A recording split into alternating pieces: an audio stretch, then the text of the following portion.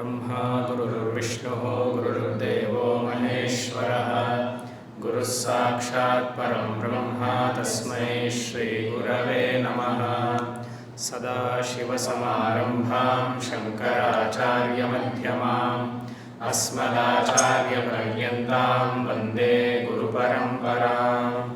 सहना भवतु सहनौ भुनक्तु सह वीर्यं करवावहै तेजस्विनावधीतमस्तु मा विद्विषावहै।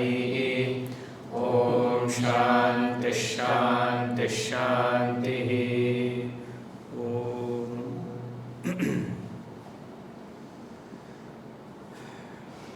ಉಪನಿಷತ್ ಶ್ರವಣದ ಸರಣಿಯಲ್ಲಿ 9ನೇ ಉಪನಿಷತ್ತಿದು ತೈತ್ರಿಯ ಉಪನಿಷತ್.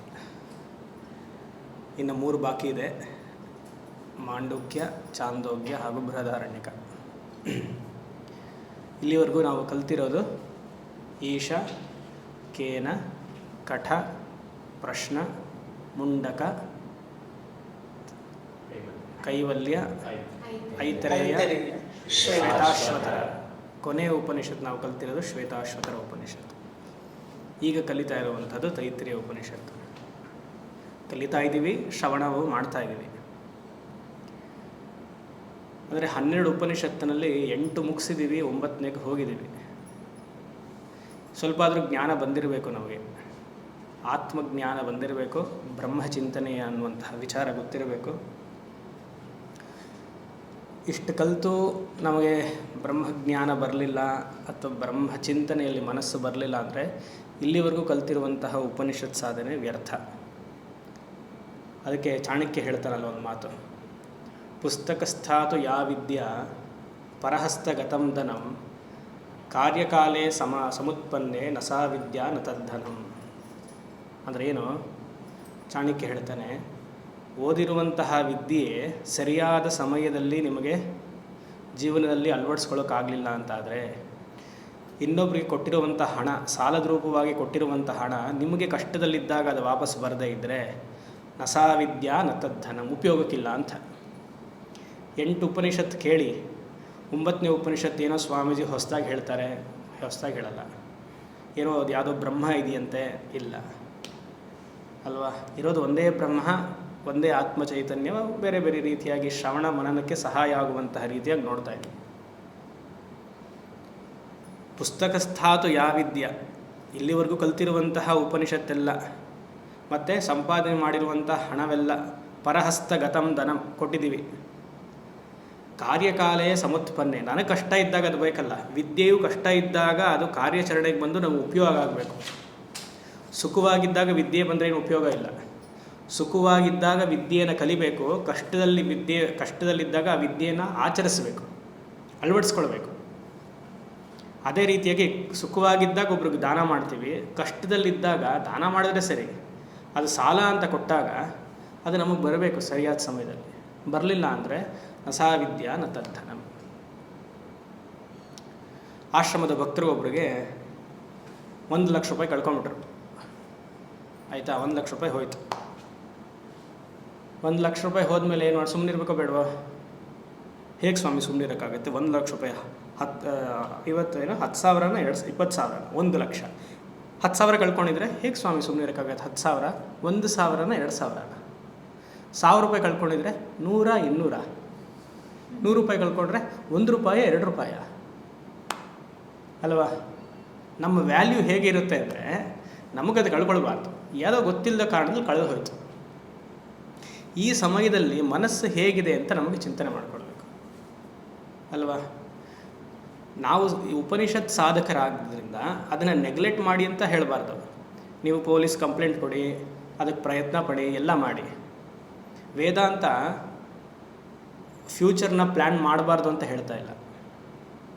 ಹೊಸಬ್ರೆಲ್ಲ ಇದ್ದೀರಾ, ಯಾರು ಹಿಂದಿಂದ ಕೇಳ್ಕೊಂಡು ಬರ್ತಿದ್ದೀರೋ ಅವ್ರಿಗೆ ನಾನು ಹೀಗೆ ನೇರ ಟೇಕ್ ಆಫ್ ಮಾಡ್ತಾಯಿದ್ದೀನಿ.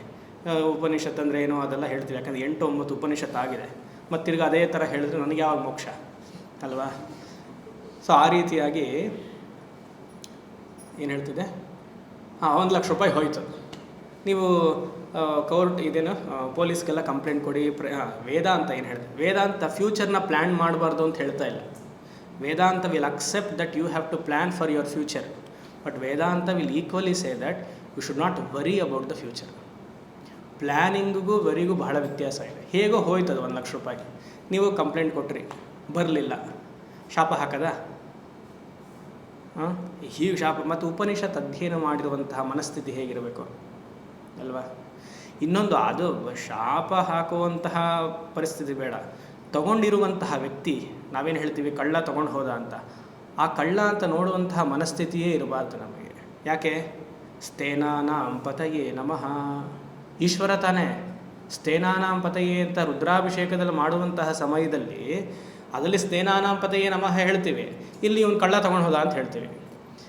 ಈಶ್ವರ ಕಳ್ಳನ ರೂಪವಾಗಿ ಬಂದು ಅಪಹರಿಸ್ತಾನಂತೆ ಎಲ್ಲ ಸೊತ್ತನ್ನು.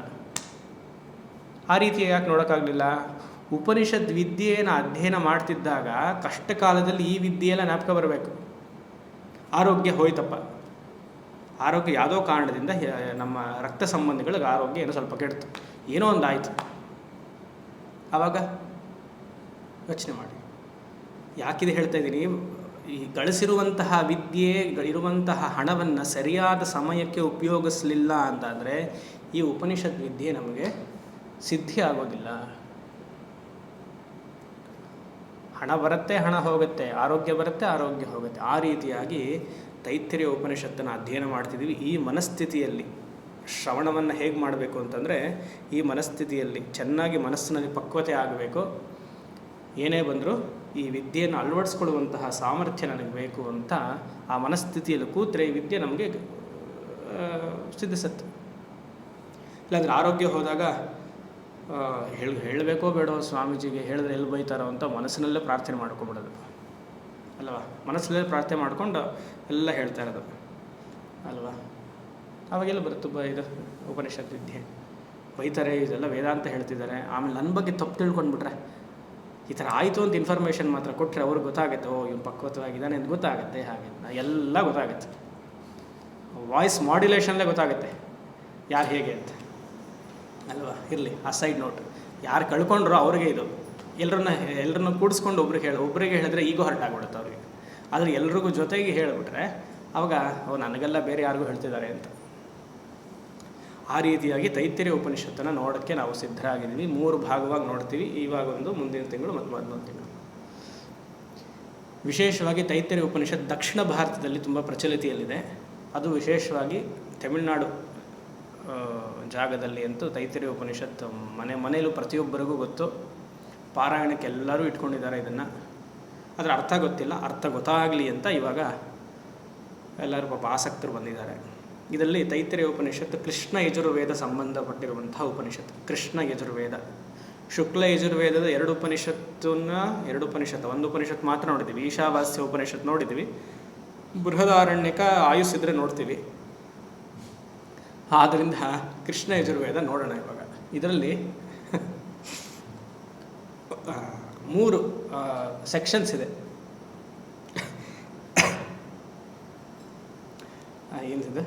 ಶಿಕ್ಷಾವಲ್ಲಿ, ಬ್ರಹ್ಮಾನಂದವಲ್ಲಿ, ಭೃಗುವಲ್ಲಿ. ಶಿಕ್ಷಾವಲ್ಲಿ ಆದಮೇಲೆ ಭೃಗುವಲ್ಲಿ, ಆಮೇಲೆ ಬ್ರಹ್ಮಾನಂದವಲ್ಲಿ. ಈ ವಲ್ಲಿ ಅಂದ್ರೇನು? ಕ್ರೀಪರ್ ಅಂತ. ಹೇಗೆ ಕಠೋಪನಿಷತ್ತಲ್ಲಿ ನೋಡೋದ್ವಲ್ಲ ವಲ್ಲಿ ಅಂತಂದರೆ ಕೊಡಿ ಅಂತ ಅರ್ಥ. 3 ಸೆಕ್ಷನ್ಸ್. ಮೊದಲನೇದು ಶಿಕ್ಷಾವಲ್ಲಿ, ಎರಡನೇದು ಭೃಗುವಲ್ಲಿ, ಮೂರನೇದು ಬ್ರಹ್ಮಾನಂದವಲ್ಲಿ, ಇಲ್ಲ ಆನಂದವಳ್ಳಿ ಅಂತ ಹೆಸರು.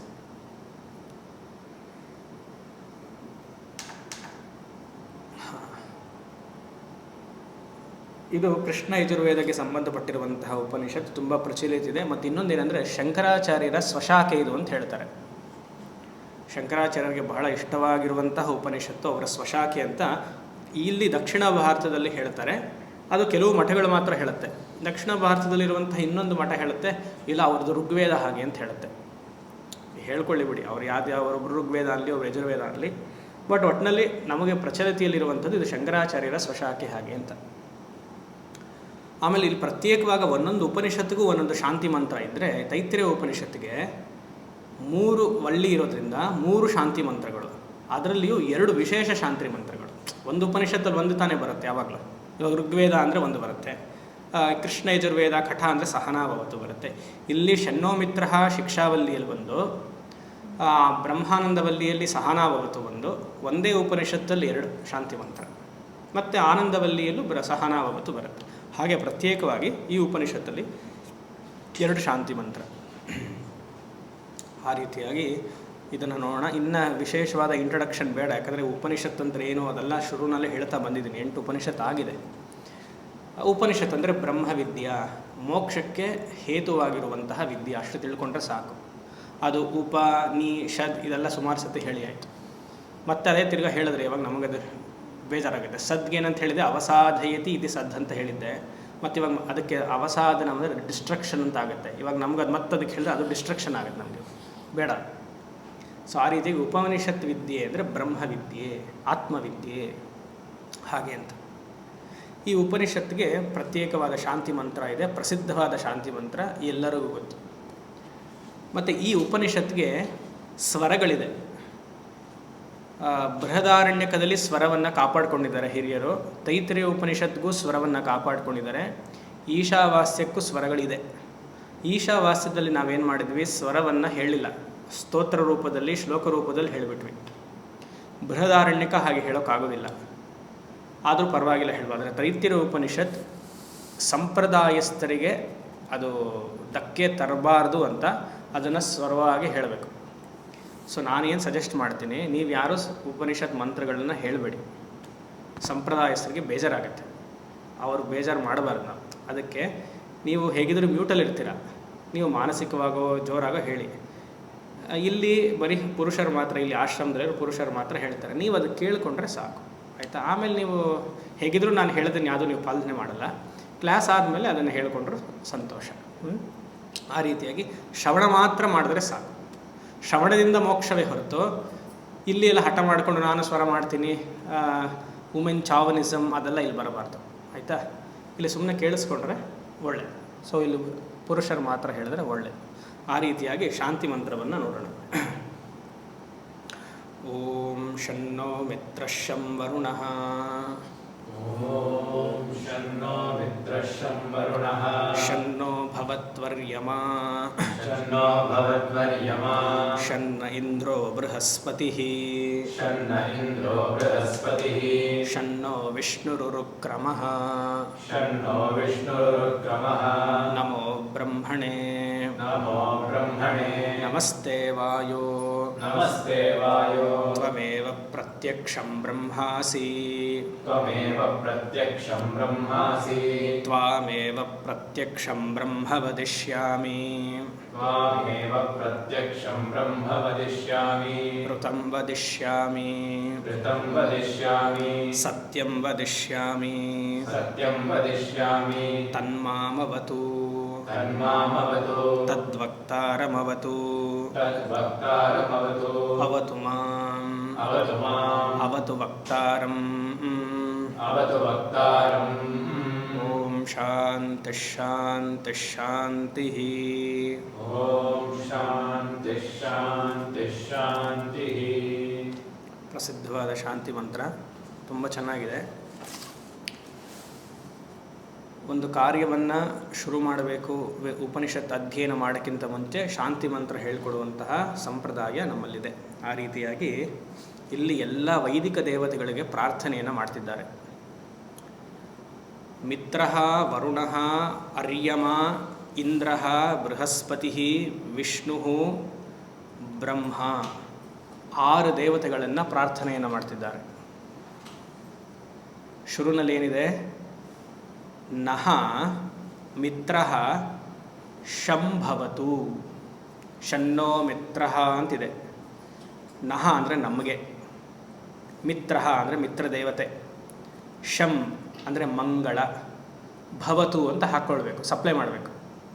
ಮಿತ್ರದೇವನು ನಮಗೆ, ನಮಗೆ ಅಂದರೆ ಯಾರಿಗೆ, ಶಿಷ್ಯರಿಗೆ ಮತ್ತು ಪಾಠವನ್ನು ಹೇಳ್ತಾ ಇರುವಂತಹ ಗುರುಗೆ, ಶಂ ಮಂಗಳಂ ಸುಖಂ ಶಾಂತಿ ಭವತು ಕೊಡಲಿ, ಕೊಡುವಂತಾಗಲಿ. ಮಿತ್ರದೇವನು ನಮ್ಮೆಲ್ಲರಿಗೂ ಮಂಗಳವನ್ನು ಶಾಂತಿಯನ್ನು ಕೊಡುವಂತಾಗಲಿ. ಶಂ ಅಂದರೆ ಸುಖ ಅಂತ, ಸುಖ. ಮತ್ತು ಶಂ ಅಂದರೆ ನೆಮ್ಮದಿ ಅಂತ ಅರ್ಥನೂ ಹೊಂದಿದೆ. ಅದಕ್ಕೆ ಶಂಕರಾಚಾರ್ಯರು ಶಿವಾಗೆ ಏನಂತ ಹೆಸರು? ಶಿವ ಅಂದರೆ ಆನಂದ ಸ್ವರೂಪ, ಶಂಭು. ಎಲ್ಲ ಮಂಗಳವನ್ನು, ಮನಸ್ಸಿಗೆ ನೆಮ್ಮದಿ ತರುವಂತಹ ನಾಮ ಯಾವುದು? ಶಂಕರ ನಾಮ, ಶಿವನಾಮ. ಶಿವ ಶಿವ, ಶಂಕರ ಶಂಕರ ಅಂತ ಹೇಳಿದ್ರೆ ಮನಸ್ಸಿಗೆ ಅಷ್ಟು ತೃಪ್ತಿ, ನೆಮ್ಮದಿ ತರುತ್ತೆ. ಭವತು, ಇಲ್ಲಿ ಮಿತ್ರ ಅಂತಿದೆ. ಸೂರ್ಯನ ಇನ್ನೊಂದು ಹೆಸರು ಮಿತ್ರ.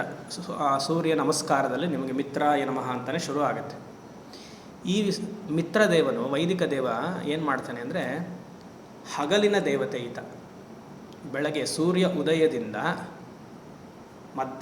ಸಂಜೆ ಸೂರ್ಯ ಅಸ್ತದವರೆಗೂ ಸೂರ್ಯನ ಪ್ರಭಾವ ಮಿತ್ರನ ರೂಪದಲ್ಲಿ ಜಾಸ್ತಿ ಇರುತ್ತೆ. ಅಥವಾ ಮಿತ್ರನೇ ಸೂರ್ಯನ ಇನ್ನೊಂದು ಪ್ರತಿದೇವತೆ ಅಂತಲೂ ಭಾವಿಸ್ಬೋದು. He's a day god.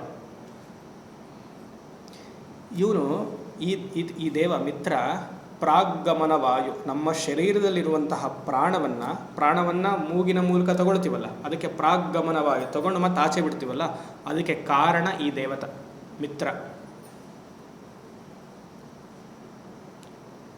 ಆಮೇಲೆ ಮುಂದಿನದು ವರುಣ ಅಂತ ಇದೆ. ಇಲ್ಲಿ ಭವತು ಅಂತ ಹೇಳಿದೆ, ಸಪ್ಲೈ ಮಾಡ್ಕೊಳ್ಬೇಕು ಅಂತ. ಎಲ್ಲ ಸಾಲಿಗೂ, ಎಲ್ಲ ಲೈನ್ಗೂ ಅದು ಸಪ್ಲೈ ಮಾಡಬೇಕು. ನಾವು ಮತ್ತೆ ಪ್ರತ್ಯೇಕವಾಗಿ ಅದು ಹೇಳಲ್ಲ. ಇವಾಗ ನಹ ಮಿತ್ರ ಶಂ ಭವತು, ಅದೇ ರೀತಿಯಾಗಿ ನಹ ವರುಣ ಶಂ ಭವತು. ವರುಣದೇವನು ರಾತ್ರಿಯ ದೇವತೆ. ಸೂರ್ಯ ಅಸ್ತದಿಂದ ಮರುದಿಸ ಸೂರ್ಯ ಉದಯದವರೆಗೂ ಅವನ ಪ್ರಭಾವದಲ್ಲಿರುತ್ತೆ. ಪ್ರಾಗ್ಗಮನ ವಾಯು ಮಿತ್ರ, ಅಧೋಗಮನ ವಾಯು ವರುಣ. ಅಂದರೆ ಅಪಾನವಾಯು, ಉಸಿರನ್ನು ತಗೊಂಡು ಒಳಗಡೆ ಹಾಕ್ಕೊಂಡು ತೇಗು ಮತ್ತು ಬೇಡದಿರೋದೆಲ್ಲ ಹೋಗುತ್ತಲ್ಲ, ಡಸ್ಟ್, ಏನೇನು what is not required for the body, ಮಲಮೂತ್ರಗಳೆಲ್ಲ ಹೋಗುತ್ತಲ್ಲ, ಅಪಾನವಾಯು, ಅದನ್ನು ನೋಡ್ಕೊಳ್ಳುವಂಥವನು ಇವನು ವರುಣ. ಜಲಾದಿದೇವತೆಯೂ ಹೌದು. ಇಲ್ಲಿ ವರುಣ ಸೂರ್ಯನ ಇನ್ನೊಂದು ಅವತಾರ, ಇನ್ನೊಂದು ಪ್ರತ್ಯಧಿ ದೇವತೆ. ಸೂರ್ಯ ರೂಲ್ಸ್ ಅವರ್ ಪ್ರಾಣಶಕ್ತಿ. ಸೂರ್ಯ ಇಲ್ಲ ಅಂದರೆ ಪ್ರಾಣ ಇಲ್ಲ. ಇದು ಇನ್ನೊಂದು ರೀತಿಯಾಗಿ ಪ್ರಾಗ್ಗಮನ ವಾಯು, ಅಧೋಗಮನ ವಾಯು ಕೆಲವು ಉಪನಿಷತ್ತಲ್ಲಿ ಇಂಟರ್ಪ್ರಿಟೇಷನಲ್ಲಿ ವ್ಯತ್ಯಾಸ ಮಾಡ್ತಾರೆ, ಇಂಟರ್ಚೇಂಜ್ ಮಾಡ್ತಾರೆ. ವರುಣನಿಗೆ ಪ್ರಾಗ್ಗಮನ ವಾಯು ಕೊಡ್ತಾರೆ, ಮಿತ್ರನಿಗೆ ಅಧೋಗಮನ ವಾಯುನು ಕೊಡ್ತಾರೆ. ಹೇಗಾದರಾಗಲಿ ಇಟ್ ಈಸ್ ರಿಲೇಟೆಡ್ ಟು ಪ್ರಾಣ. ಪೊಸಿಷನ್ಸ್ ಚೇಂಜ್ ಆಗ್ಬೋದು. ಹೇಗೆ ಇವಾಗ ಇನ್ನೊಂದು 6 ತಿಂಗಳಿಗೆ 1 ವರ್ಷಕ್ಕೆ PM ಚೇಂಜ್ ಆಗ್ತಾರೋ ಹಾಗೆ ಆ ರೀತಿಯಾಗಿ ಪೊಸಿಷನ್ಸ್ ಚೇಂಜ್ ಆಗುತ್ತೆ. ಕ್ರಿಯೆ ಒಂದೇ. ಅವರು ನನಗೆ ಮನಸ್ಸಿಗೆ ನೆಮ್ಮದಿಯನ್ನು ಉಂಟು ಮಾಡಲಿ, ವರ್ಣನೂ ಉಂಟು ಮಾಡಲಿ, ಮಿತ್ರನೂ ಉಂಟು ಮಾಡಲಿ. ಆಮೇಲೆ ಶಂನೋ ಭವತ್ವರ್ಯಮ ನಹ ಅರ್ಯಮ ಶಂಭವತು. ಅರ್ಯಮ ಅಂದ್ರೇನು? ಆದಿತ್ಯ. ಆದಿತ್ಯ ಅನ್ನುವಂತಹ ದೇವತೆ ಯಾವ ಇಂದ್ರಿಯಕ್ಕೆ ಕಾರಣ? ಕಣ್ಣಿಗೆ ಕಾರಣ. ನಾನು ನೋಡುವಂತಹ ದೃಶ್ಯ ಸಾತ್ವಿಕವಾಗಿರಲಿ, ಈ ಕ್ಷಣದಲ್ಲಿ ನಾನು ನೋಡುವಂತಹ ದೃಶ್ಯ ಪುಸ್ತಕದ ಮೇಲೆ ಇರಲಿ. ನಾ ಇಲ್ಲಿ ಹೇಳ್ತಿರ್ತೀನಿ ಆದಿತ್ಯ ಅಂತ, ನೀವು ಅಲ್ಲೆಲ್ಲೋ ನೋಡ್ತಿದ್ರೆ ಅವಾಗೆಲ್ಲ ಆಗುತ್ತೆ ಅಲ್ವಾ? ಗಮನ ಅಲ್ಲಿರಲಿ. ಕೇಳಿಸ್ಕೊಳ್ತಾ ಇರೋದು ಆಚಾರ್ಯರು ಏನು ಹೇಳ್ತಿರ್ತಾರೋ ಅದ್ರ ಕಡೆ ಗಮನ ಇಲ್ಲಿ ಶ್ರೋತ್ರ ದೇವತೆ ಬಗ್ಗೆ ಇಲ್ಲ, ಬಟ್ ಅದನ್ನು ಸೇರಿಸ್ಕೊಳ್ಬೇಕು. ಕೇಳುವುದು ನೋಡುವುದು ಏಕೀಕೇಂದ್ರವಾಗಿರಲಿ, ಒಂದೇ ಥರದಲ್ಲಿರಲಿ. ನೋಡುವಂತಹ ಅರ್ಯಮ ದೇವತ ನನಗೆ ಮಂಗಳವನ್ನು ಉಂಟು ಮಾಡಲಿ, ನೆಮ್ಮದಿಯನ್ನು ಕೊಡಲಿ. ಯಾವ ವಸ್ತುವನ್ನು ನೋಡಿ ಮನಸ್ಸಿಗೆ ನೆಮ್ಮದಿ ಕೊಡುತ್ತೋ ಅಂತಹ ವಸ್ತುವನ್ನು ನೋಡಬೇಕು ಅಲ್ವಾ? ಒಂದು ಪರ್ವತ, ಒಂದು ದೇವತಾ ಮೂರ್ತಿ, ಹರಿಯುವಂತಹ ನದಿ, ಅಂಥದನ್ನು ನೋಡಿದ್ರೆ ಮನಸ್ಸು ವಿಕೋಪಗೊಳ್ಳಲ್ಲ, ಶಾಂತವಾಗುತ್ತೆ. ಎಷ್ಟು ಪ್ರಶಾಂತವಾಗಿದೆ ಅಲ್ವಾ ಅಂತ ಹೇಳ್ತೀವಿ ನಾವು. ಆ ರೀತಿಯಾಗಿ ಅರ್ಯಮ ದೇವತೆಯು ನನಗೆ ಮಂಗಳವನ್ನು ಉಂಟು ಮಾಡಲಿ, ಮಂಗಳಕ್ಕಿಂತ ನೆಮ್ಮದಿ.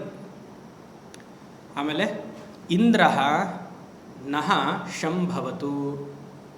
ಇಂದ್ರದೇವನು 1 ಗಂಟೆ 8:30 9:00ವರೆವರೆಗೂ ಕೂತ್ಕೊಳ್ಳುವಂತಹ ಶಕ್ತಿ ಸಾಮರ್ಥ್ಯವನ್ನು ಕೊಡಲಿ. ಇಂದ್ರೋ ಮೇ ಬಲೇ ಶ್ರಿತಃ ಬಲಗುಂ ಹೃದಯಂ ಮಯಿ ಅಹಮೃತೇ ಅಮೃತಂ ಬ್ರಹ್ಮಣಿ. ಇಂದ್ರೋ ಮೇ ಬಲೇ ಶ್ರಿತಃ. ಬಲ, ಸ್ಟ್ರೆಂತ್. 1 ಗಂಟೆ ಕಾಲ ಕೂತ್ಕೊಂಡು ದೇಹವನ್ನು ಅಲ್ಲಾಡಿಸ್ದೆ ಚಕ್ರ ಮಕ್ಕ ಹಾಕೊಂಡು ಕ್ರಾಸ್ ಲೆಗ್ ಕೂರಬೇಕು ಅಂದರೆ ಇಂದ್ರ ದೇವತೆಯ ಆಶೀರ್ವಾದ ಇಲ್ಲಾಂದ್ರೆ ಆಗಲ್ಲ. ಆವಾಗ ನಾವೇನು ಮಾಡ್ತೀವಿ, ಈ ಕಡೆಯಿಂದ ಆ ಕಾಲಿಂದ ಈ ಕಾಲು ಎಲ್ಲದರ ತಿರುಗಿಸ್ತೀವಿ. ಯೋಚನೆ ಮಾಡಿ. ಇಂದ್ರ ಇಂದಂತಿ ಜಾನಂತಿ ಇತಿ ಇಂದ್ರಿಯಾಣಿ. Indra strength, physical and mental strength ಎರಡೂ ಇಂದ್ರ ದೇವನೇ. ಮನಸ್ಸಿಗೂ ಅವನೇ ದೇವ.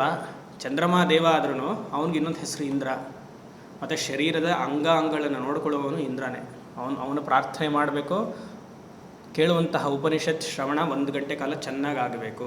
ಒಂದು ಫೋನ್ ಬಂದರೆ ಔಟ್, ಇಂದ್ರನೂ ಔಟ್, ಮನಸ್ಸು ಔಟ್ ಅಲ್ವಾ? ಇಲ್ಲ ಸ್ವಾಮಿ, ನನಗೆ ಸ್ವಲ್ಪ ಮಂಡಿ ನೋವಿದೆ, ಮಲ್ಟಿವಿಟಮಿನ್ಸ್ ತೊಗೊಳ್ತಾ ಇದ್ದೀನಿ, ನ್ಯೂಟ್ರಿಲೈಟ್ ಮಲ್ಟಿವಿಟಮಿನ್ಸ್ ತೊಗೊಳ್ತಾ ಇದ್ದೀನಿ, ಆಗ್ಬೋದಾ? ಇಂದ್ರನ ಪ್ರಾರ್ಥನೆ ಬಿಟ್ಟುಬಿಟ್ಟು ಮಲ್ಟಿವಿಟಮಿನ್ಸ್ ತೊಗೊಳ್ಳೋದು ಹೇಗಿದೆ ನೋಡಿ ಅದು. ಈಗಿನ ಕಾಲದ ಊಟದಲ್ಲಿ ಇದೇ ಇರಲ್ಲ, ಏನೋ ಫೈಬರ್ ಇರಲ್ಲ, ಇದಿರಲ್ಲ, ಬರೀ ಸ್ಟಾರ್ಚು ಕಾರ್ಬೋಹೈಡ್ರೇಟೇ. ಅದೇ ನಮ್ಮ ವೇದ ಹೇಳಿರುವಂಥ ಆಹಾರ ಬೇಡ, ಡಾಕ್ಟ್ರ್ ಹೇಳಿರುವಂಥ ಆಹಾರ ಬೇಕು. ಅಂದರೆ ಶ್ರದ್ಧೆ ಎಲ್ಲಿದೆ ಆಯಿತು, ಡಾಕ್ಟ್ರ್ ಮೇಲಿದೆಯಾ ವೇದದ ಮೇಲಿದೆಯಾ ಅಲ್ವಾ? ಆಗಿನ ಕಾಲದ ಅಕ್ಕಿನೇ ಬೇರೆ, ಈಗಿನ ಕಾಲದ ಅಕ್ಕಿನೇ ಬೇರೆ ಸ್ವಾಮಿ. ಅಂದರೆ ವೇದವನ್ನು ನಾವು ನಂಬಬಾರ್ದು ಅಷ್ಟೇ. ಡಾಕ್ಟ್ರ್ ವೇದ ವಾಕ್ಯ ನಮಗೆ ಅಲ್ವಾ? ಮಲ್ಟಿವಿಟಮಿನ್ ತಗೊಳ್ಳಿ ಅಷ್ಟೇ, ತಗೊಳ್ತಾ ಇರಿ. ಅಲ್ಲಿ ಮಲ್ಟಿವಿಟಮಿನ್ ಇಂದ್ರೋ ಮೇ ಬಲೆ ಶ್ರಿತ ಇದೆಯಾ ಹೇಳಿ, ಯೋಚನೆ ಮಾಡಿ. ಸುಮಾರು ದೂರ ಬಂದುಬಿಟ್ಟಿದ್ವಿ ನಾವು. ವೈದಿಕ ಸಂಪ್ರದಾಯವನ್ನು ಬಿಟ್ಟು ಸುಮಾರು ಈ ಕಡೆ ಬಂದಾಯಿತು. ತಿರ್ಗಿ ಅದಕ್ಕೆ ಹೋಗೋಕ್ಕಾಗಲ್ಲ ಅಂತ ನಾವು ಕೊಡುವಂತಹ ಮಾತು, ಡಿಫೆಂಡ್ ಮಾಡುವಂಥದ್ದು, ಇದೆಲ್ಲ ಈ ರೀತಿಯಾಗಿ. ಸೊ ಬಲ ವೆರಿ ಇಂಪಾರ್ಟೆಂಟ್. ಸೂರ್ಯ ನಮಸ್ಕಾರವನ್ನು ಮಾಡಿ ಬೆಳಗ್ಗೆ ಸರಿಯಾದ ಸಮಯದಲ್ಲಿ ಸೂರ್ಯನಿಗೆ ಹೇ ಸೂರ್ಯ, ಹೇ ಭಾಸ್ಕರ ಒಂದು ನಮಸ್ಕಾರ, ದೀರ್ಘದಂಡ ನಮಸ್ಕಾರವನ್ನು ಮಾಡಿದ್ರೆ ಮುಗಿದೋಯ್ತು. ಎಲ್ಲ ವಿಟಮಿನ್ಸು ಬರುತ್ತೆ, ಎಲ್ಲವೂ ಬರುತ್ತೆ. ಅದು ಮಾಡದೆ ಬೇರೆ ರೀತಿಯಾಗಿ ಮನಸ್ಸನ್ನು ಎಲ್ಲೆಲ್ಲೋ ಹರಿಸಿದ್ರೆ ಖಂಡಿತ ಮಲ್ಟಿವಿಟಮಿನ್ಸ್ ಏನು, ಎಲ್ಲ ವಿಟಮಿನ್ಸು ಬೇಕು ಅಲ್ವಾ? ಇಂದ್ರೋಮೇ ಬಲೇಶ್ರಿತ ಬೃಹಸ್ಪತಿ ನಃ ಶಂಭವತು. ಬೃಹಸ್ಪತಿ ವಾಕ್ಗಧಿಪತಿ, ಅಗ್ನಿರ್ಮೇ ವಾಚಿಶ್ರಿತ ಇದೆ. ಆದರೆ ಇಲ್ಲಿ ಈ ಕಾಂಟೆಕ್ಸ್ಟಲ್ಲಿ ಬೃಹಸ್ಪತಿ ವೇದದ ದೇವತೆ, ವಾಕ್ಗೂ ಬುದ್ಧಿಗೂ ದೇವತೆ ಆತ. ಬುದ್ಧಿ ಸರಿಯಾಗಿರಬೇಕು ಅಂದರೆ ಬೃಹಸ್ಪತಿ ಆಶೀರ್ವಾದ ಇರಬೇಕು. ನಿಜವಾದ ಗುರು ನಮಗೆ ಯಾರು ಗೊತ್ತಾ? ನಿಜವಾದ ಗುರು ಯಾರು? ನೀವೇ ಅಂತ ಹೇಳ್ಬಿಡಿ. ಅಯ್ಯೋ ನಾವು ಹೇಳ್ತಿರ್ಲಿಲ್ಲ, ನೀವು ಯಾಕೆ ಪ್ರೋತ್ಸಾಹ ಮಾಡ್ತೀರ ನೀವೇ ಅಂತ ಹೇಳೋಕ್ಕೆ? ನಿಮ್ಮನ್ನು ಖಂಡಿತ ನಾವು ಹೇಳಲ್ಲ. ಹೇಳಿ, ನಿಜವಾದ ಗುರು ಯಾರು ಅಂತಂದರೆ ಯಾರು? ಬೃಹಸ್ಪತಿ ಅಲ್ಲ, ದಕ್ಷಿಣ ಬುದ್ಧಿ. ನಿಜವಾದ ಗುರು ಬುದ್ಧಿ. ದಕ್ಷಿಣಾಮೂರ್ತಿ ಅಂತ ಹೇಳಬೇಕಂದ್ರೂ ಬುದ್ಧಿ ಬೇಕು. ಅಂದರೆ ದಕ್ಷಿಣಾಮೂರ್ತಿ ಅಂತಂದರೆ ಯಾವ ದೇವರೇ, ಇವಾಗ ನೀವೇ ಅಂತ ಆದರೆ ಇಲ್ಲ ಇನ್ನೊಂದು ಗುರುಗಳನ್ನ ಯಾರನ್ನೇ ತೋರಿಸಿದ್ರು, buddhi is very very important. ಅಂತಃಕರಣದಲ್ಲಿರುವಂತಹ faculty of thinking, buddhi is the real guru. ಆಮೇಲೆ atma is the guru, that is all different. ಅದಾಮೇಲೆ ಅಲ್ವಾ? ಕೆಲವರು ಒಂದೊಂದು ಆತ್ಮ ಗುರು ಅಂತ ಒಬ್ಬರು ಮಹಾತ್ಮರು ಹೇಳ್ತಾರೆ, ಅದೆಲ್ಲ ಇರಲಿ. ಆತ್ಮ ಗುರು ಅಂತ ಹೇಳಬೇಕಂದ್ರೆ ಅವ್ರಿಗೆ ಬುದ್ಧಿ ಬೇಕೋ ಇಲ್ವೋ? ಬುದ್ಧಿಯನ್ನು ತುಂಬ ಚೆನ್ನಾಗಿ ಸಂಸ್ಕಾರ ಮಾಡಿರಬೇಕು. ಇನ್ಫ್ಯಾಕ್ಟ್ ಆ ರೀತಿಯಾಗಿ ನೋಡಿದಾಗ ನಮ್ಮ ಇಂದ್ರಿಯಗಳು ನಮಗೆ ಗುರುಗಳು. ಚೆನ್ನಾಗಿರುವಂತಹ ಸಾತ್ವಿಕ ರೀತಿಯಲ್ಲಿರುವಂತಹ ಇಂದ್ರಿಯಗಳು. ಯಾಕಂದರೆ ಪ್ರತಿಯೊಂದು ಕ್ಷಣವೂ ಪ್ರಪಂಚವನ್ನು ನೋಡ್ತಿದ್ದೀವಿ, ಪ್ರಕೃತಿಯನ್ನು ನೋಡ್ತಾ ಇದ್ದೀವಿ, ಪ್ರಕೃತಿಯಿಂದ ಹಲವಾರು ವಿಚಾರಗಳನ್ನು ತಿಳಿತಾ ಇದ್ದೀವಿ. ಯಾರ ಸಹಾಯವಿಲ್ಲದೆ ಹಲವಾರು ವಿಚಾರಗಳನ್ನು ತಿಳಿತಾ ಇದ್ದೀವಿ ಅಂತಂದರೆ ಗುರುಸ್ಥಾನದಲ್ಲಿ ಆ ಉಪಕರಣ ಇದೆ. ಅದನ್ನೇ ಅವಧೂತ ಗೀತೆಯಲ್ಲಿ ದತ್ತಾತ್ರೇಯರು ಭಾಗವತದಲ್ಲಿ ಹೇಳಿದ್ದು. 24 ಗುರುಗಳಿಂದ ನಾನು ತಿಳಿದೆ ಅಂತಂದರೆ ಏನು? ನಾವು ನೋಡ್ತಿದ್ದೀವಿ, ಅಲ್ಲಿ ಪಂಚಭೂತಗಳು ನನ್ನ ಗುರುಗಳು ಅಂತಂದ್ರೆ ಅವರು ದತ್ತಾತ್ರೇಯರು. ನಾವು ಪಂಚಭೂತಗಳನ್ನು ಪ್ರತಿನಿತ್ಯ ನೋಡ್ತಾ ಇದ್ದೀವಿ. ಆ ಪಂಚಭೂತಗಳನ್ನು ಗುರು ಅಂತ ಭಾವಿಸ್ತಿದ್ದೀವ? ದತ್ತಾತ್ರೇಯರು ಹೇಗೆ ಗುರು ಅಂತ ಭಾವನೆ ಮಾಡೋಕ್ಕಾಯಿತು? ಮನಸ್ಸು ಸಟಲಾಗಿತ್ತು, ಸೂಕ್ಷ್ಮವಾಗಿತ್ತು. ಬುದ್ಧಿ ಅದನ್ನು ಒಂದೊಂದು ಅಗ್ನಿ ತತ್ವವನ್ನು, ಜಲತತ್ವವನ್ನು ನೋಡಿ ಆ ತತ್ವದಲ್ಲಿ ಏನನ್ನು ನಾನು ಕಲಿಯಬಹುದು ಅಂತ ಬುದ್ಧಿ ಹೇಳುತ್ತವ್ರಿಗೆ ಅಲ್ವಾ? ನಿಜವಾದ ಗುರು ನಮ್ಮ ಬುದ್ಧಿ, ನಮ್ಮ ಮನಸ್ಸು. ಆಮೇಲೆ ಆ ಬುದ್ಧಿ ನೀವು ಹೇಳ್ಬೋದು, ಇಲ್ಲ ಇವರು ಗುರುಗಳು ನಮಗೆ ಹೇಳಿಕೊಟ್ರು. ಗುರುವಿನ ಸಹಾಯ ಬೇಕು. ಹೀಗೆ ನೋಡು ಅಂತ ಹೇಳೋದಕ್ಕೆ ಗುರುವಿನ ಸಹಾಯ ಬೇಕು. ಅದನ್ನು ಅಳವಡಿಸ್ಕೊಳ್ಳೋಕ್ಕೆ ಬುದ್ಧಿ ಅನ್ನುವಂತಹ ಉಪಕರಣ ಇಲ್ಲ ಅಂದರೆ ಬಹಳ ಕಷ್ಟ. ಯೋಚನೆ ಮಾಡಿ. ಸೊ ಬೃಹಸ್ಪತಿಯ ಸ್ಥಾನ ಬುದ್ಧಿಯಲ್ಲಿ, ಫ್ಯಾಕಲ್ಟಿ ಆಫ್ ಇಂಟೆಲೆಕ್ಟ್. ಅಂತಹ ಬೃಹಸ್ಪತಿಯು ನನ್ನ ವಾಕ್ಶಕ್ತಿ ಹಾಗೂ ನನ್ನ ಬುದ್ಧಿಯನ್ನು ಪ್ರಚೋದನೆ ಮಾಡಲಿ, ಇಲ್ಲ ಹೇಳ್ತಾ ಇದ್ದೀನಿ, ಪ್ರಚೋದನೆ ಮಾಡಲಿ ಅಂತ ಮಂಗಳವನ್ನುಂಟು ಮಾಡಲಿ, ಶಾಂತಿಯನ್ನುಂಟು ಮಾಡಲಿ. ಶನ್ನೋ ವಿಷ್ಣುರುರುಕ್ರಮಃ ವಿಷ್ಣು ನಃ ಶಂಭವತು. ಎಂತಹ ವಿಷ್ಣು? ಉರುಕ್ರಮಃ. ಉರುಕ್ರಮಃ ಅಂದರೆ ದೊಡ್ಡ ದೊಡ್ಡ ಕಾಲಿರುವಂತಹ. ಉರುಕ್ರಮ ಅಂದರೆ ತ್ರಿವಿಕ್ರಮ ಅಂತ. ವೇದದಲ್ಲೇ ವಿಷ್ಣುಗೆ ತ್ರಿವಿಕ್ರಮ ಅಂತ ನಾಮ ಇತ್ತು. ಆವಾಗಲೇ ಗೊತ್ತಿತ್ತು ವಿಷ್ಣು ಅವತಾರ ತಗೊಳ್ತಾನೆ ಅಂತ. ಆಗಲೇ ಉಪನಿಷತ್ ಹಾಕ್ತು ವಿಷ್ಣುರುರುಕ್ರಮ ಅಂತ. ವಿಸ್ತೀರ್ಣ ಕ್ರಮ, ದೊಡ್ಡ ಕಾಲವನ್ನು ಇಟ್ಕೊಂಡಿರುವಂತಹ ವಿಷ್ಣು. ಅದಕ್ಕೆ ಪಾದೌ ವಿಷ್ಣುಸ್ತಿಷ್ಠತು, ಹಸ್ತಯೋರಿಂದ್ರಸ್ತಿಷ್ಠತು, ಬಾಹ್ವೋ ವಿಷ್ಣುಸ್ತಿಷ್ಠತು, ಜಠರೆ ಅಗ್ನಿಸ್ತಿಷ್ಠತು, ಹೃದಯೇ ಶಿವಸ್ತಿಷ್ಠತು, ಕಂಠೆ ವಸವಸ್ತಿಷ್ಠಂತು, ವಕ್ತ್ರೆ ಸರಸ್ವತಿ ತಿಷ್ಠತು, ನಾಸಿಕಯೋರ್ವಾಯುಸ್ತಿಷ್ಠತು, ನಯನಯೋಶ್ಚಂದ್ರಾದಿತ್ಯೋ ತಿಷ್ಠೇತಾಂ, ಕರ್ಣಯೋರಶ್ವಿನೌ ತಿಷ್ಠತು, ಮೂರ್ಧ್ನ್ಯಾದಿತ್ಯಾಸ್ತಿಷ್ಠತು, ಶಿರಸಿ ಮಹಾದೇವಸ್ತಿಷ್ಠತು, ಶಿಖಾಯಾಂ ವಾಮದೇವಸ್ತಿಷ್ಠತು, ಪೃಷ್ಠೆ ಪಿನಾಕೀ ತಿಷ್ಠತು, ಪುರತಃ ಶೂಲೀ ತಿಷ್ಠತು, ಪಾರ್ಶ್ವಯೋ ಶಿವಾಶಂಕರೌ ತಿಷ್ಠೇತಾಂ, ಕರ್ಣಯೋರಶ್ವಿನೌ ತಿಷ್ಠತು. ಏನು ಎಲ್ಲ ಕಡೆ ದೇವತೆಗಳಿರಲಿ. ಇದನ್ನೇ ದುರ್ಗಾ ಸಪ್ತಶತಿಯಲ್ಲಿ ಕವಚದಲ್ಲಿ ಹೇಳ್ಕೊಡೋದು. ಮುಂದೆ ಶೂಲಿನಿ ಇರಲಿ, ಹಿಂದೆ ಡಾಕಿನಿ ಇರಲಿ, ಇನ್ನೊಂದು ನಮ್ಮ ಹೆಂಡತಿ ಇರಲಿ, ಈ ಕಡೆ ನಮ್ಮ ಚಿಕ್ಕಮ್ಮ ಇರಲಿ ಅಂತ ಅಷ್ಟೇ ಅಲ್ವಾ. ಚಿಕ್ಕಮ್ಮ ದೊಡ್ಡಮ್ಮದ್ರೆಲ್ಲ ಅಕ್ಕಪಕ್ಕದಲ್ಲಿ ಸುತ್ಕೊಂಡಿರಲಿ ಅಂತ ಅದೇ ಕವಚ. ಯೋಚನೆ ಮಾಡಿ, ಎಲ್ಲ ಅದೇನೆ. ಕರೆಂಟ್ ಹೋಯ್ತಾ ಮತ್ತೆ? ಆವಾಗ ಆ ಫ್ಯಾನ್ ಹಾಕೊಳ್ಳಿ. ಸರಿ, ಚೆನ್ನಾಗಿ ಮಾಡಿದ್ವಿ. ಮಂಗಳ ಶ್ಲೋಕದಲ್ಲೇ ಶುಭ ಶಕುನ ಚೆನ್ನಾಗಾಯ್ತು. ಕರೆಂಟ್ ಹೋಯ್ತಿಲ್ಲಿ. ಸರಿ, ಆ ರೀತಿಯಾಗಿ ವಿಷ್ಣು ಉರುಕ್ರಮ, ವಿಸ್ತೀರ್ಣವಾದ ಕ್ರಮ. ನನ್ನ ಕಾಲಗಳಲ್ಲಿ ಶಕ್ತಿ ಕೊಡಲಿ. ಕೂತ್ಕೊಳ್ಬೇಕಲ್ಲ ಅಲ್ವಾ. ನಮೋ ಬ್ರಹ್ಮಣೇ. ಬ್ರಹ್ಮ ಅಂದರೆ ಹಿರಣ್ಯಗರ್ಭ ಅಂತ. ಇಲ್ಲಿ ಹಿರಣ್ಯಗರ್ಭ ಸಮಷ್ಟಿ ಸೂಕ್ಷ್ಮ ಶರೀರ ಉಪಹಿತ ಚೈತನ್ಯ, ಎಲ್ಲರ ಮನಸ್ಸನ್ನು ಸೇರಿ ಒಂದು ದೇವತೆ, ಅದು ಹಿರಣ್ಯಗರ್ಭ. ಎಲ್ಲರ ಮನಸ್ಸು, ನನ್ನ ನಿನ್ನ ಎಲ್ಲರ ಮನಸ್ಸು, ಅಷ್ಟು ಜೀವರಾಶಿಗಳನ್ನು ಮನಸ್ಸನ್ನು ಯಾರು ನೋಡ್ಕೊಳ್ತಿದ್ದಾನೋ ಅವನಿಗೆ ಹೆಸರು ಹಿರಣ್ಯಗರ್ಭ, ಚತುರ್ಮುಖ ಬ್ರಹ್ಮ ಅಂತ. ಅವನಿಗೆ ನಮಸ್ಕಾರ. ಬ್ರಹ್ಮ ನಮಸ್ಕಾರ. ನಮಸ್ತೆ ವಾಯೋ. ವಾಯೋ ಅನ್ನೋದಕ್ಕೆ ಇಲ್ಲಿ ಆಚಾರ್ಯರು ವಿರಾಟ್, ಯಾಕಂದರೆ ಬ್ರಹ್ಮ ಅಂತ ಸಮಷ್ಟಿ ಸೂಕ್ಷ್ಮ ಶರೀರ ಆಯಿತು, ವಿರಾಟ್ ಸಮಷ್ಟಿ ಸ್ಥೂಲ ಶರೀರ ಆಯಿತು. ಅಂತಹ ವಿರಾಟ್ ಸ್ವರೂಪರಿಗೆ ನಮಸ್ಕಾರ. ನಮಃ ನಮಸ್ಕಾರ. ನಾವು ಕೇಳಿದ್ದೀವಿ ಅಷ್ಟಾಂಗ ನಮಸ್ಕಾರ ಅಂತ. ಶರೀರದ 8 ಅಂಗಗಳನ್ನು ದೇವತೆಗೆ ಗುರುಗಳಿಗೆ ನಮಸ್ಕಾರ ಮಾಡಬೇಕು ಹಾಗೆ ಅಂತ. 8 ಅಂಗಗಳು ಭೂಮಿಗೆ ಸ್ಪರ್ಶ ಮಾಡಬೇಕಂತೆ. ಯಾವುದದು 8 ಅಂಗಗಳು? ಉರಸ ಶಿರಸ ದೃಷ್ಟ್ಯ, ಮನಸ ವಚಸ ತಥಾ, ಪದ್ಭ್ಯಾಂ ಕರಾಭ್ಯಾಂ ಜಾನುಭ್ಯಾಂ, ಅಷ್ಟಾಂಗೋ ಪ್ರಣಾಮ ಉಚ್ಯತೆ. ಉರಸ ಹೃದಯ, ವಕ್ಷಸ್ಥಳ, ಚೆಸ್ಟ್, ಎದೆ ಭಾಗ. ಉರಸ ಶಿರಸ ದೃಷ್ಟ್ಯ. ದೃಷ್ಟ್ಯ ಅಂದರೆ ದೇವತೆಗೆ ಇಲ್ಲ ಗುರುಗಳಿಗೆ ನಮಸ್ಕಾರ ಮಾಡ್ತಿರ್ಬೇಕಾದ್ರೆ ಗುರುವಿನ ಪಾದವನ್ನು ನೋಡಿ ನಮಸ್ಕಾರ ಮಾಡಬೇಕಂತ. ಫಸ್ಟ್ ನಮಸ್ಕಾರ. ವಚಸ ತಥಾ, ನಮಸ್ಕಾರ ಗುರುವೇ ಅಂತ ಹೇಳಿ ಆಮೇಲೆ ಗುರುವಿನ ಪಾದವನ್ನು ನೋಡಿ ನಮಸ್ಕಾರ ಮಾಡಿ. ನಮ್ಮಲ್ಲೊಬ್ರು ಇದ್ದಾರೆ ಭಕ್ತರು, ಫಸ್ಟು ನನ್ನ ಪಾದವನ್ನು ನೋಡ್ತಾರೆ, ಹೀಗೆ ನಮಸ್ಕಾರ ಹೇಳ್ತಾರೆ. ಅವ್ರು ನೋಡ್ತಾರೆ, ಇವ್ರನ್ನ ಕಾಲು ತೊಳ್ಕೊಂಡಿದ್ದಾರೆ, ಕಾಲು ಶುಭ್ರವಾಗಿದ್ದಾರೆ, ಹಾಗೆ ನೋಡಿ ನಮಸ್ಕಾರ ಮಾಡ್ತಾರೆ ಅಥವಾ ಹೇಗೋ ಗೊತ್ತಿಲ್ಲ. ಫಸ್ಟ್ ಕಾಲು ನೋಡ್ತಾರೆ. ನಾನು ಅದಕ್ಕೆ ಕಾಲು ತೋರಿಸ್ಬಿಡ್ತೀನಿ ಪೂರ್ತಿ. ಕೊಳೆ ಇದೆಯಾ ಇವ್ರ ಕಾಲಲ್ಲಿ ಏನು ಹಾಗೆ ಅಂತ ನೋಡ್ತಾರೆ ಪಾಪ. ಶುಭ್ರವಾಗಿ ಇರೋದು ಅದೇನು ಏನು ಹೇಳಿ ಬಂದೆ? ಅಷ್ಟ ನಮಸ್ಕಾರ.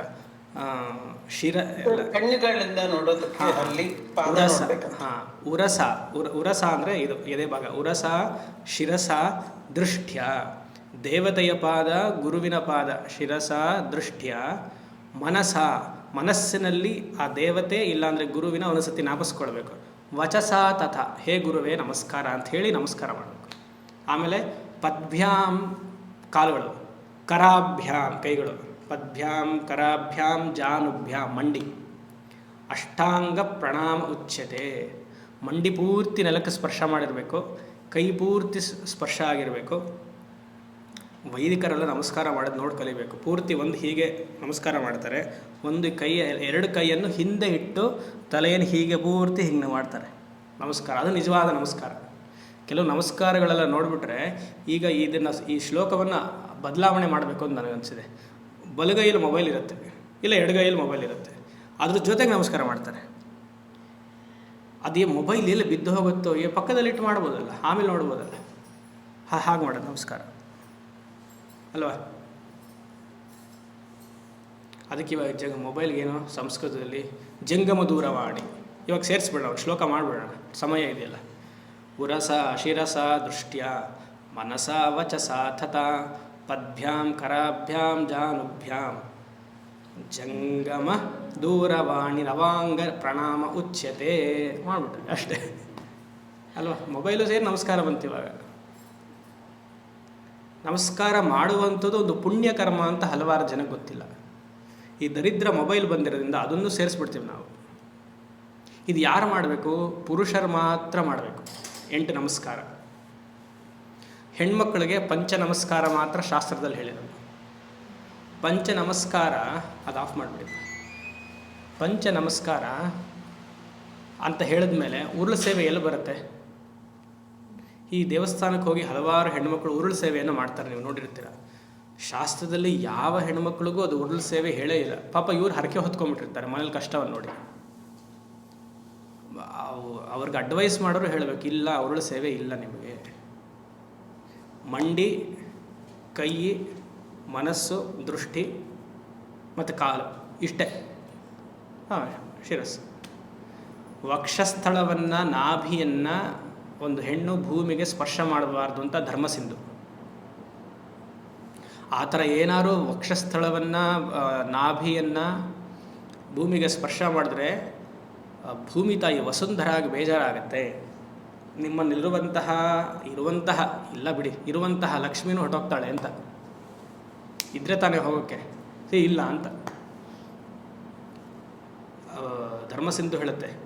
ಬ್ರಾಹ್ಮಣಸ್ಯ ಗುದಂ ಶಂಕಂ ಶಾಲಿಗ್ರಾಮಂ ಚ ಪುಸ್ತಕಂ ವಸುಂಧರಾನ ಸಹತೆ ಕಾಮಿನಿ ಕುಚಮರ್ದನಂ. ತಿಳಿರಿ, ಬ್ರಾಹ್ಮಣಸ್ಯ ಗುದಂ ಹಿಂಭಾಗ ಕೂತ್ಕೊಳ್ಳುವಂತಹ ಜಾಗ, ಅದನ್ನು ಭೂಮಿಗೆ ಹಾಗೆ ಟಚ್ ಮಾಡಬಾರ್ದಂತೆ, ಸ್ಪರ್ಶ ಮಾಡಬಾರ್ದು. ಏನಾದ್ರು ಒಂದು ಚಾಪೇನೋ ಬಟ್ಟೆ ಆದರೂ ಹಾಕೊಳ್ಬೇಕು, ಹಾಗೆ ಕೂರಲೇಬಾರ್ದು. ಅಲ್ಲಿಗೆ ವ್ಯಾಖ್ಯಾನಕಾರ ಹೇಳಿದ್ರು, ಎಂತಹ ಬ್ರಾಹ್ಮಣ? ವೈದಿಕ ಬ್ರಾಹ್ಮಣ. ಅಗ್ನಿಹೋತ್ರಿಯ ಶರೀರ ಹಿಂಭಾಗದ ಜಾಗ ನೆಲಕ್ಕೆ ಟಚ್ ಆಗಬಾರ್ದು, ಸ್ಪರ್ಶ ಆಗಬಾರ್ದು. ಅರ್ಥ ಆಯ್ತಾ? ವೇದಾಧ್ಯಯನ ಮಾಡಿರುವಂತಹ ಬ್ರಾಹ್ಮಣ. ಬ್ರಾಹ್ಮಣಸ್ಯ ಗುದಂ ಶಂಖಂ, ನೆಲದ ಮೇಲೆ ಶಂಖ ಹಾಗೆ ಇಡಲೇಬಾರ್ದು. ಅದು ಇವು ಅಭಿಷೇಕ ಮಾಡುವಂತಹ ಶಂಖವೋ ಅಥವಾ ಊದುವಂತಹ ಶಂಖವೋ, ಇಲ್ಲಿ ನಮ್ಮ ಆಶ್ರಮದಲ್ಲಿ ನೋಡ್ತೀವಿ, ಊದುಬಿಟ್ಟು ಹಾಗೆ ಇಟ್ಬಿಟ್ಟಿರ್ತಾರೆ ಕೆಳಗಡೆ. ಎಷ್ಟೋ ಅಂತ ಹೇಳೋದು ಸುಮ್ಮನೆ ನಾವು ಪರವಾಗಿಲ್ಲ ಏನಾರು ಮಾಡ್ಕೊಂಡು ಹೊರಟೋಗ್ಲಿ ಏನು ಬಿಟ್ಬಿಡ್ತೀವಿ ಅಷ್ಟೇ. ಬ್ರಾಹ್ಮಣಸ್ಯ ಗುದಂ ಶಂಖಂ ಶಾಲಿಗ್ರಾಮ, ಸಾಲಿಗ್ರಾಮವನ್ನು ನೆಲದ ಮೇಲೆ ಸ್ಪರ್ಶ ಮಾಡೋ ಹಾಗೆ ಇಲ್ಲ. ನೆಲದ ಮೇಲೆ ಏನಾದ್ರು ಸಾಲಿಗ್ರಾಮ ಸ್ಪರ್ಶ ಆಗಬೇಕು ಅಂದರೆ ಒಂದೇ ಒಂದು ಜಾಗ, ಗಂಡಕಿ, ಅಲ್ಲಿ ಮಾತ್ರ ಆಗ್ಬೋದೇ ಬಿಡುತ್ತೆ. ಮಿಕ್ಕಿದ ಮನೆಗೆ ತೊಗೊಂಡು ಬಂದಮೇಲೋ ದೇವಸ್ಥಾನದಲ್ಲೋ ಅದು ಸ್ಪರ್ಶ ಆಗಲೇಬಾರ್ದು. ಎಲೆ, ಕನಿಷ್ಠ ಪಕ್ಷ ಆದರೂ ಒಂದು ಎಲೆ ಮೇಲಾದರೂ ಇಟ್ಟಿರಬೇಕು, ತಟ್ಟೆ ಬೆಸ್ಟ್. ಪುಸ್ತಕವನ್ನು ನೆಲೆ ಮೇಲೆ ಇಡಲೇಬಾರ್ದು. ಪುಸ್ತಕ ಸದಾ ಕೈಲಿರಬೇಕು, ಇಲ್ಲ ವ್ಯಾಸಪೀಠದಲ್ಲಿರಬೇಕು. ನೆಲದ ಮೇಲೆ ಇಟ್ಟರೆ ಹಾಗೆ ಔಟ್, ಯಾವ ವಿದ್ಯೆಯೂ ಬರೋದಿಲ್ಲ. ಅದು ನಮ್ಮ ಆಶ್ರಮದಲ್ಲಿ ನೋಡ್ತೀನಿ, ಎಲ್ಲ ಹಾಗೆ ಇಟ್ಬಿಟ್ಟಿರ್ತಾರೆ. ಸರಿ ಹೇಗಿದ್ರೂ ಬರಲ್ಲ ವಿದ್ಯೆ, ಇನ್ನು ಅದಿಟ್ಟು ಮೇಲೆ ಇಟ್ಟರೆ ಏನೋ ಸರಿ ಬಿಟ್ಬಿಡೋದು, ಏನಾದ್ರು ಮಾಡ್ಕೊಳ್ಳಿ ಅಂತ. ಎಷ್ಟೋ ಅಂತ ಹೇಳೋಕ್ಕಾಗತ್ತಲ್ವ. ವಸುಂಧರಾನ ಸಹತೆ, ವಸುಂಧರ ಪೃಥ್ವಿ ತಾಯಿಗೆ ಬೇಜಾರಾಗತ್ತಂತೆ, ಅವಳು ಸಹಿಸ್ಕೊಳ್ಳಲ್ವಂತೆ. ಅದೇ ರೀತಿ ಕಾಮಿನಿ ಕುಶಮರ್ಧನ, ವಕ್ಷಸ್ಥಳ ಆಗಿರುವಂಥ ಹೆಣ್ಣು ಅದು ನಾಭಿನೂ ಸೇರಿಸ್ಕೊಳ್ಬೇಕಾದ್ರೆ. ಆ ರೀತಿಯಾಗಿ ಸುಮ್ಮನೆ ಏನೋ ಬಂತು, ನಮಃ ಅಂತ ಬಂತಲ್ಲ, ಮನಸ್ಸೆಲ್ಲೋ ಆ ಕಡೆ ಬೇರೆ ಕಡೆ ಹೋಯ್ತು, ಧರ್ಮಸಿಂಧುಗೆಲ್ಲ ಹೋಯ್ತದು. ಇಲ್ಲ ಅಷ್ಟೊಂದೇನು ಹೇಳಿಲ್ಲ, ನಮಃ ಬ್ರಹ್ಮಣೆ ನಮಸ್ಕಾರಪ್ಪ ಬ್ರಹ್ಮನಿಗೆ ಅಂತ ಆಯಿತು, ನನ್ನ ಮನಸ್ಸಲ್ಲೆಲ್ಲ ಹೋಯ್ತು. ಸರಿ, ನಮೋ ಬ್ರಹ್ಮಣೇ ಹಿರಣ್ಯಗರ್ಭನಿಗೆ ನಮಸ್ಕಾರ. ನಮಸ್ತೆ ವಾಯೋ. ಇವಾಗ ಬ್ರಹ್ಮ ಹಿರಣ್ಯಗರ್ಭ ಅಂತ ಹೇಳಿದೆ, ಅವನು ಪರೋಕ್ಷ. ಹಿರಣ್ಯಗರ್ಭ ಪರೋಕ್ಷ, ನಮಗೆ ಗೊತ್ತಿಲ್ಲ, ಆದರೆ ಎಲ್ಲರ ಮನಸ್ಸನ್ನು ನಿಯಂತ್ರಣ ಮಾಡ್ತಿದ್ದಾರೆ, ಅವನಿಗೆ ನಮಸ್ಕಾರ. ಆದರೆ ವಾಯುದೇವನು ಅಪರೋಕ್ಷ, ನನ್ನ ಚರ್ಮದ ಮೇಲೆ ಸ್ಪರ್ಶ ಮಾಡ್ತಿದ್ದ ಗಾಳಿ ಹೋದಾಗ, ಅವನಿಗೂ ನಮಸ್ಕಾರ. ಅಂದರೆ ವಿರಾಟ್, ಸಮಷ್ಟಿ ಸ್ಥೂಲ ಶರೀರ ವಿರಾಟ್, ಅದು ಕಾಣಿಸ್ತಾ ಇದೆ.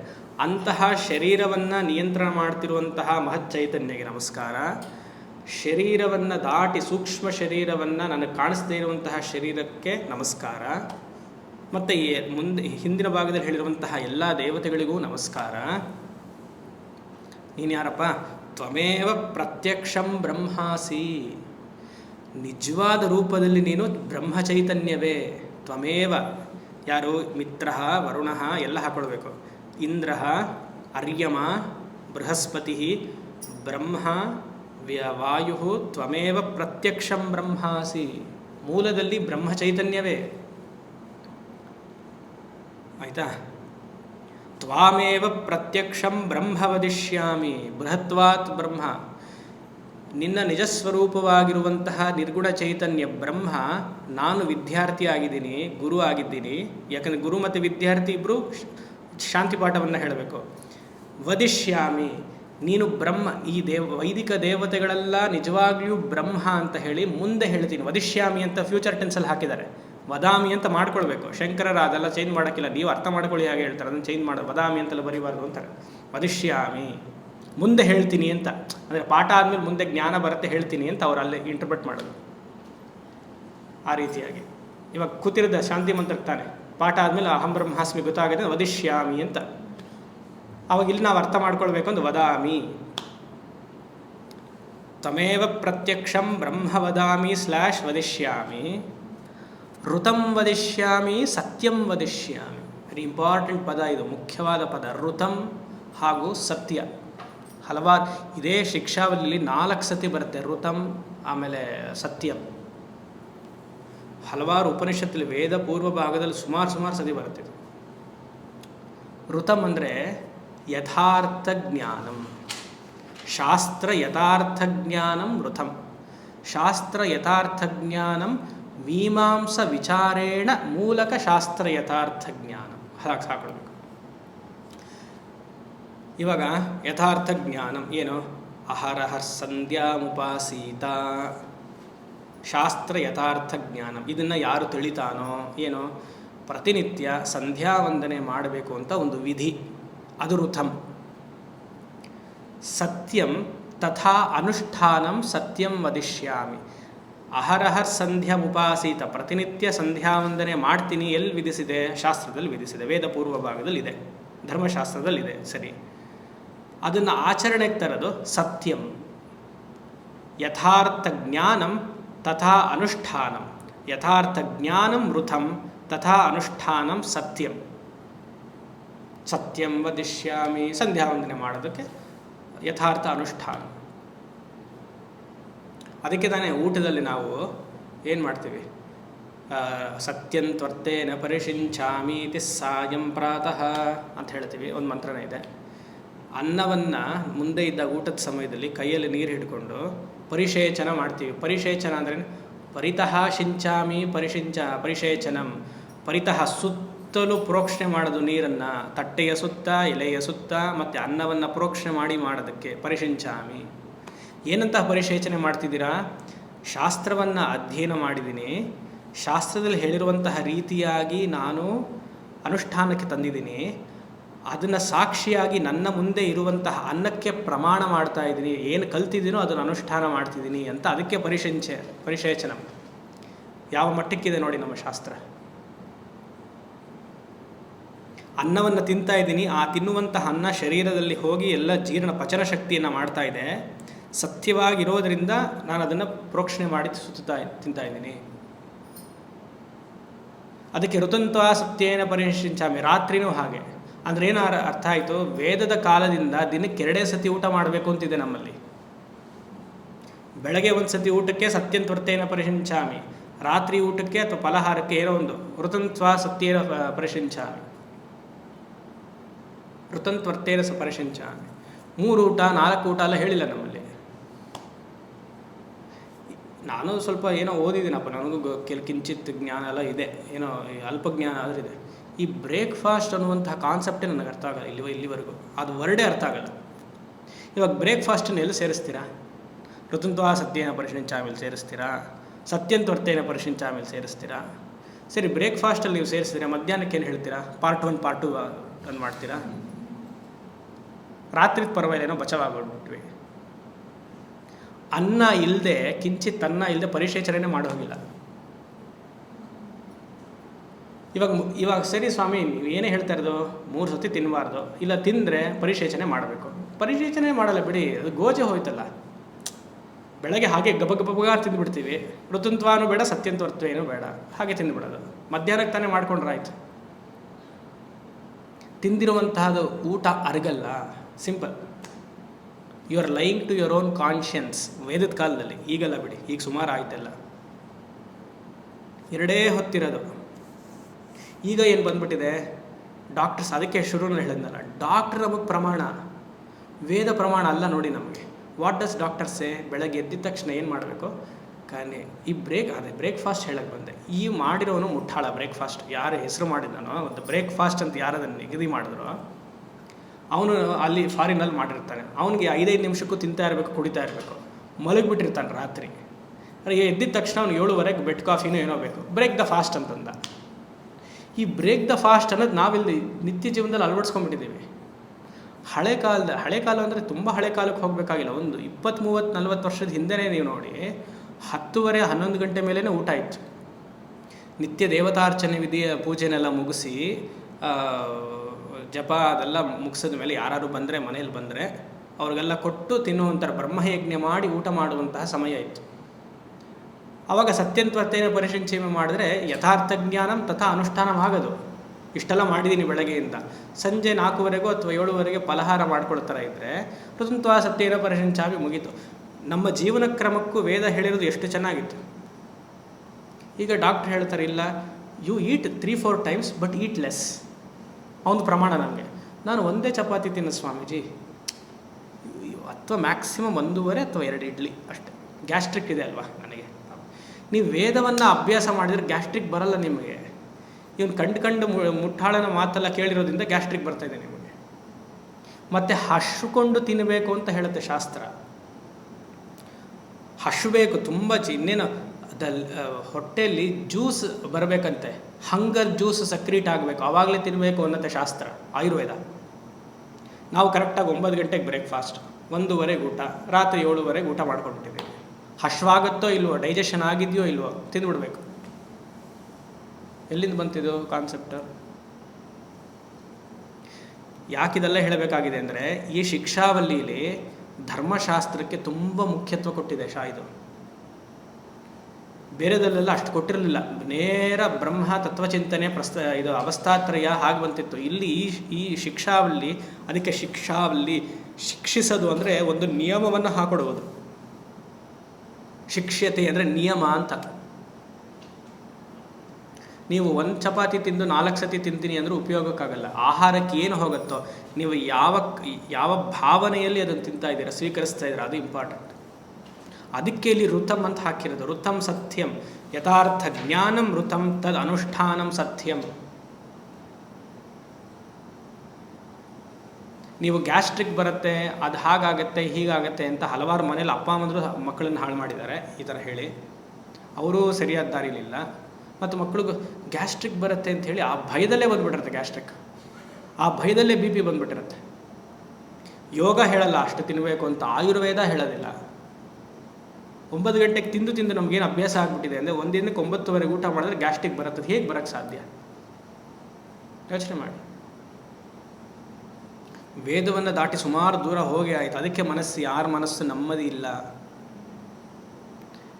ಸ್ವಾಮೀಜಿ, ನೀವು ಪ್ರಾಕ್ಟಿಕಲ್ ಹೇಳಬೇಕು. 21ನೇ ಶತಮಾನದಲ್ಲಿ ಈ ಥರ ಹೇಳಿದ್ರೆ ಕಷ್ಟ. ನಿಮ್ಮನ್ನು ಯಾರೂ ಫಾಲೋ ಮಾಡಲ್ಲ. ನನ್ನನ್ನು ಫಾಲೋ ಮಾಡೋ ಅವಶ್ಯಕತೆ ಇಲ್ಲ. ವೇದವನ್ನು ಫಾಲೋ ಮಾಡಬೇಕು.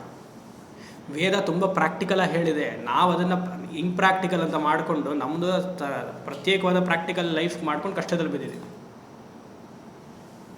ಯೋಚನೆ ಮಾಡಿ. ಅದಕ್ಕೆ ಸ್ವಲ್ಪ ಬದಲಾವಣೆ ಜೀವನದಲ್ಲಿ ತರೋಕ್ಕಾಗಲ್ಲ, ತುಂಬ ರೆಸಿಸ್ಟ್ ಮಾಡುತ್ತೆ ಮನಸ್ಸು. ಅಯ್ಯೋ ಆಗಲ್ಲ, ಇಷ್ಟು ವರ್ಷ ಬಂದ್ಬಿಟ್ವಿ ನಾವು, ಇನ್ನೇನು ಇವಾಗೇನು ಮಾಡ್ಕೊಂಡು ಮುಂದಿನ ಜನ್ಮದಲ್ಲಿ ನೋಡೋಣ ಅಂತ ಅಲ್ವಾ.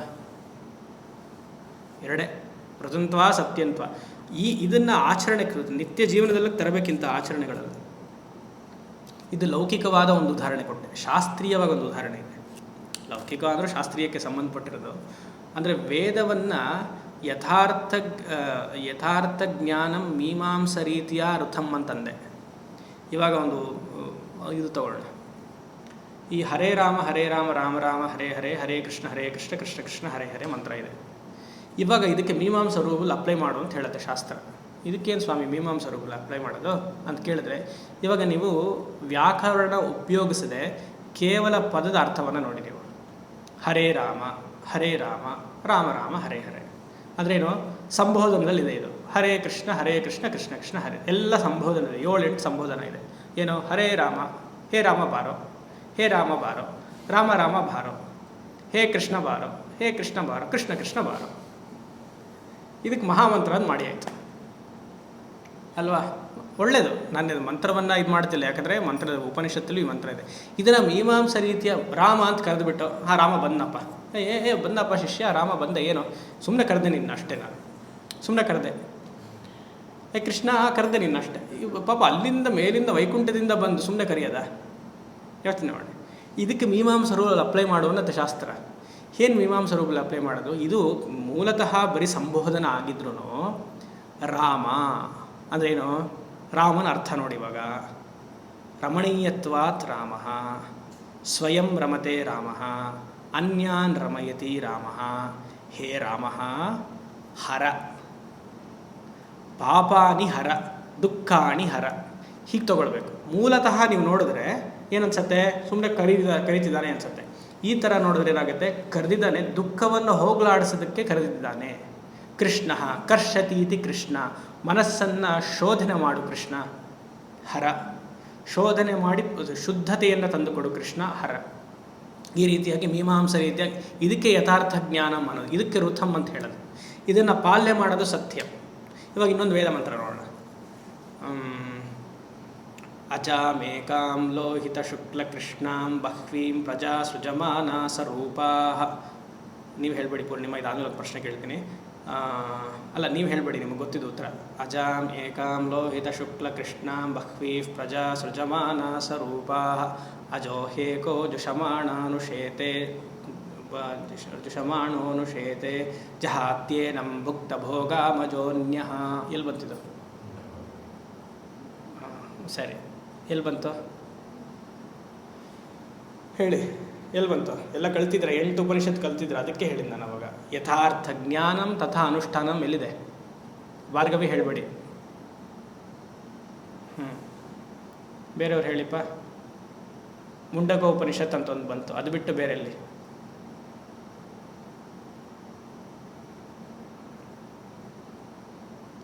ಇವಾಗ ನಿಮ್ಮಿಬ್ಬರದು ಮುಂಡಕ ಉಪನಿಷತ್ ಆಗಿದೆ. ಇವಾಗ ನೀವು ಉತ್ತರ ಕೊಡಿ. ಹಾಂ, ಶ್ವೇತಾಶ್ವತರ. Very good. ಶ್ವೇತಾಶ್ವತರ ಉಪನಿಷತ್ತಲ್ಲಿ ಬಂತು. ಎಲ್ಲಿ ನೋಡಿ? ಅವ್ರ ಪಾಪ ಅಮ್ಮ ಹೇಳಿದ್ರು. ನೀವು ಶ್ವೇತಾಶ್ವತರ ಕಲ್ತಿದ್ದೀರೋ ಇಲ್ವಾ? 4ನೇ ಅಧ್ಯಾಯದ 5ನೇ ಮಂತ್ರದಲ್ಲಿ ಬರುತ್ತೆ. ಇದಕ್ಕೆ ಹೇಳೋದು ಋತಂ ಸತ್ಯಂ. ಉಪನಿಷತ್ ಎಷ್ಟು ಕಲ್ತಿದ್ದೀವಿ ಅಂತಲ್ಲ, ಎಷ್ಟು ಅನುಸರಣೆಗೆ ತಂದಿದ್ದೀವಿ, ಎಷ್ಟು ಬುದ್ಧಿಯಲ್ಲಿದೆ ಅಲ್ವಾ? ಉಪನಿಷತ್ಗೆ ಏನೂ ಆಗಬೇಕಾಗಿಲ್ಲ, ಗುರುಗೂ ಏನೂ ಆಗಬೇಕಾಗಿಲ್ಲ. ನಾವು ಕಲಿತಾ ಇರೋಂಥವ್ರು ಇದನ್ನು ಎಷ್ಟು ಆಚರಣೆಗೆ ತಂದಿದ್ದೀವಿ. 8 ಅಲ್ಲ 80 ಉಪನಿಷತ್ ಕಲಿತರೂ ಮನಸ್ಸು ಈ ಥರ ಲದ್ದಿಯಾಗಿದ್ದರೆ ಏನು ಉಪಯೋಗ ಇಲ್ಲ. ಯೋಚನೆ ಮಾಡಿ. ಇಲ್ಲಿ ಮೀಮಾಂಸ ರೂಲ್ನ ಅಪ್ಲೈ ಮಾಡಿ ನೀವು ಇವಾಗ. ಅಜಾಂ ಏಕಾಂ ಲೋಹಿತ ಶುಕ್ಲ ಕೃಷ್ಣಾಂ ಬಹ್ವೀಃ ಪ್ರಜಾ. ಅಜಾಮ್ ಅಂದ್ರೆ ಯಾರು? ಮೇಕೆ ಅಲ್ಲ, ಅದೇ ಗೋಟ್ ಬರುತ್ತೆ, ನನಗೆ ಗೊತ್ತು. ಯಾಕಂದ್ರೆ ನಮ್ಮ ಮನಸ್ಸು ಎಲ್ಲ ಇದೇ ಥರ ತಾನೆ. ಗೋಟು, ಆಮೆ, ಕುರಿ, ಮೇಕೆ, ಹಂದಿ ಅದೇ ಬರುತ್ತೆ ನಮಗೆ. ಅಲ್ಲ. ಆಮೇಲೆ ಬ್ರಹ್ಮ ಅಲ್ಲ. ಇವಾಗ ಅಜಾಮ್ ಮೇಕೆನೂ ಅಲ್ಲ, ಅಜಾಮ್ ಬ್ರಹ್ಮನೂ ಅಲ್ಲ. ಯಾಕಲ್ಲ? ಲೋಹಿತ ಶುಕ್ಲ ಕೃಷ್ಣಾಂ ಬಹ್ವೀಃ ಪ್ರಜಾ ಅಂತ ಮುಂದಿನ ಮಾತಿದೆ. ಲೋಹ ಅಂತಂದ್ರೇನೋ ಕೆಂಪು, ಕೃಷ್ಣ ಅಂದರೆ ಕಪ್ಪು, ಲೋಹಿತ ಕೃಷ್ಣ, ಶುಕ್ಲ ಅಂದರೆ ಬಿಳುಪು. ಏನಾಗೋಯ್ತು? ಗುಣಗಳು ಬಂತು. ಗುಣಗಳು ಬಂದಿರೋದ್ರಿಂದ ಈ ಗುಣಗಳಿಂದ ಪ್ರಪಂಚ ಸೃಷ್ಟಿಯಾಗಿದೆ ಅಂದರೆ ಅಜಾಮ್ ಅಲ್ಲಿ ಏನು ಹಾಕ್ತಾರೆ ವ್ಯಾಖ್ಯಾನಕಾರರು? ಮಾಯಾ ಅಂತ ಹಾಕ್ತಾರೆ. ಇಲ್ಲಿ ಮಾಯಾ ಅಂತ ತಿಳಿಬೇಕು. ಇಲ್ಲ ಬ್ರಹ್ಮಾಂಗೆ ಕ್ರಿಯೆ ಇಲ್ಲ, ಮೇಕೆಗೆ ಏನೂ ಇಲ್ಲ ಅಲ್ವಾ? ಹೀಗೆ ತಿಳಿದುಬಿಟ್ರೆ ಅದಕ್ಕಿಲ್ಲಿ ಮೀಮಾಂಸ ರೂಲನ್ನು ಅಪ್ಲೈ ಮಾಡಬೇಕು. ಇದನ್ನು ಅಪ್ಲೈ ಮಾಡಿದಾಗ ಏನಾಗುತ್ತೆ? ಇದು ಋತಂ ವದಿಷ್ಯಾಮಿ ತಥಾ ಅನುಷ್ಠಾನಂ ಸತ್ಯಂ ವದಿಷ್ಯಾಮಿ. ಇದು ಹೇಳ್ತಾ ಹೋಗ್ಬೋದು. ಉಪನಿಷತ್ತು ಅಷ್ಟು ಸತಿ ಬರುತ್ತಿದ್ದು. ಇದು ಎಲ್ಲಿ ಬರ್ತಾ ಇದೆ? ಶಾಂತಿ ಮಂತ್ರದಲ್ಲಿ ಬರ್ತಾ ಇದೆ. ನಾವು ಎಷ್ಟು ಬೇಗ ಹೇಳಿ ಮುಗಿಸ್ಬಿಡ್ತೀವಿ ಶಾಂತಿ ಮಂತ್ರ. ಒಂದೊಂದೇ ಸಾಲನ್ನು ತಗೊಂಡು ಮೆಲುಕು ಹಾಕ್ತಾ ಇರಬೇಕು. ಸಮಯ ಹೋಗೋದು ಗೊತ್ತಾಗಲ್ಲ ನಿಮಗೆ. 24 ಗಂಟೆ ಯೋಚನೆ ಮಾಡಿ. ಋತಂ ವದಿಷ್ಯಾಮಿ ಸತ್ಯಂ ವದಿಷ್ಯಾಮಿ ತನ್ಮಾಮವತು. ಸಾಕು, ಇಲ್ಲಂದು ಮುಂದೆ ಟೈಮ್ ಆಯ್ತಾ? ಇಲ್ಲ, ಇನ್ನೂ ಇದೆ. ಹಾಂ, ತನ್ಮಾಮವತು. ಒಂದು ವರ್ಡ ಮೂರನ್ನ ಭಾಗ ಮಾಡ್ಕೊಳ್ಳಿ. ತತ್ ಮಾಂ ಅವತು. ತತ್ ಆ ಈಶ್ವರನು. ಯಾ ಈಶ್ವರ? ಹಿಂದಿನ ಸಾಲಲ್ಲಿ ಹೇಳಿರುವಂತಹ ಎಲ್ಲ ದೇವತೆಗಳಿಗೆ ಇಲ್ಲಿ ಈಶ್ವರ ಅಂತ. ಅವರೆಲ್ಲರೂ ನನ್ನನ್ನು ರಕ್ಷಣೆ ಮಾಡಲಿ. ತನ್ಮಾಮವತು. ಅವತು ಅಂದ್ರೇನು? ರಕ್ಷಣೆ. ಸಹನಾವತಲ್ಲಿ ನೋಡಿದ್ವಿ, ಭಾಷ್ಯ ಕಠೋಪನಿಷತ್ತಲ್ಲಿ ನೋಡಿದ್ವಿ. ಅವತು ಅಂದ್ರೇನು? ಪಾಲಯತು ಅಂತ ಅಲ್ಲಿ ಬಂದಿದ್ರು ಶಂಕರರು. ಪಾಲಯತು, ಸಂರಕ್ಷಯತು. ಮತ್ತೆಲ್ಲಿ ಬರುತ್ತೆ? ಅವತು ಇಸಿಕೊಂಡು ರಕ್ಷತು ಬೇರೆ ಪದದಲ್ಲಿ ಎಲ್ಲಿ ಬರುತ್ತೆ? ಉಪನಿಷತ್ತಲ್ಲ, ಬೇರೆ ಗ್ರಂಥದಲ್ಲಿ ಎಲ್ಲಿ ಬರುತ್ತೆ ಹೇಳಿಪ್ಪ? ಶಿವಾನಂದ ಲಹರಿಲಿ ಬರುತ್ತೆ. ಎಲ್ಲಿ ಬರುತ್ತೆ? ಶಿವಾನಂದ ಲಹರಿನ? ಅಯ್ಯೋ, ನೀವು ಹೋದ್ರಿ, ಅಲ್ಲೆಲ್ಲೋ ಇದೆ ಅದು ಶಿವಾನಂದ ಲಹರಿ. ಅವತು ಅಂತ ಬರಲ್ಲ. ಹಾಂ, ಅದು ಸುಸ್ಥಿರ ಮಾವತು ರಾಜಲಕ್ಷ್ಮಿ ಬಂತು. ಇನ್ನೊಂದು ಕಡೆ ಅಥರ್ವಶೇಷ. ಓಕೆ, ಹಾಂ, ತನ್ಮಾಮವತು ತದ್ವಕ್ತಾರಮವತು, ಅಲ್ಲೂ ಅದೇ ಇದೆ ಥರ. ಶಿವಾನಂದ ಲಹರಿ ಹೇಳಿದೆ. ರಾಜಲಕ್ಷ್ಮಿಗಿಂತ ಇನ್ನೊಂದು ಬರುತ್ತೆ. ಪ್ರಭುಸ್ತ್ವಂ ದೀನಾನಾಂ ಖಲು ಪರಮಬಂಧುಃ ಪಶುಪತೆ ಪ್ರಮುಖ್ಯೋಹಂ ತೇಷಾಮಪಿ ಕಿಮುತ ಬಂಧುತ್ವಮನಯೋಃ ತ್ವಯೈವ ಕ್ಷಂತವ್ಯಾ ಪರಾದಾಶ್ಚ ಸಕಲಾಃ ಪ್ರಯತ್ನಾತ್ ಕರ್ತವ್ಯಂ ಮದವನಮಿಯಂ. ಮದವನಮಿಯಂ ಅದು ಅವತ್ತು. ಬಂಧು ಸರಣಿ ಮದವನಮಿಯಂ = ರಕ್ಷತು ಪಾಲಯಿತು. ನನ್ನನ್ನು ರಕ್ಷಣೆ ಮಾಡೋದು ಶಿವ. ಶಂಕರರು ಹೇಳ್ತಾ ಇದ್ದಾರೆ, ನನ್ನನ್ನು ನೀನು ರಕ್ಷಣೆ ಮಾಡೋದು ನಿನ್ನ ಕರ್ತವ್ಯ. ಪ್ರಯತ್ನಾತ್ ಕರ್ತವ್ಯಂ ಮದವನಮಿಯಂ ಬಂಧು ಸರಣಿ.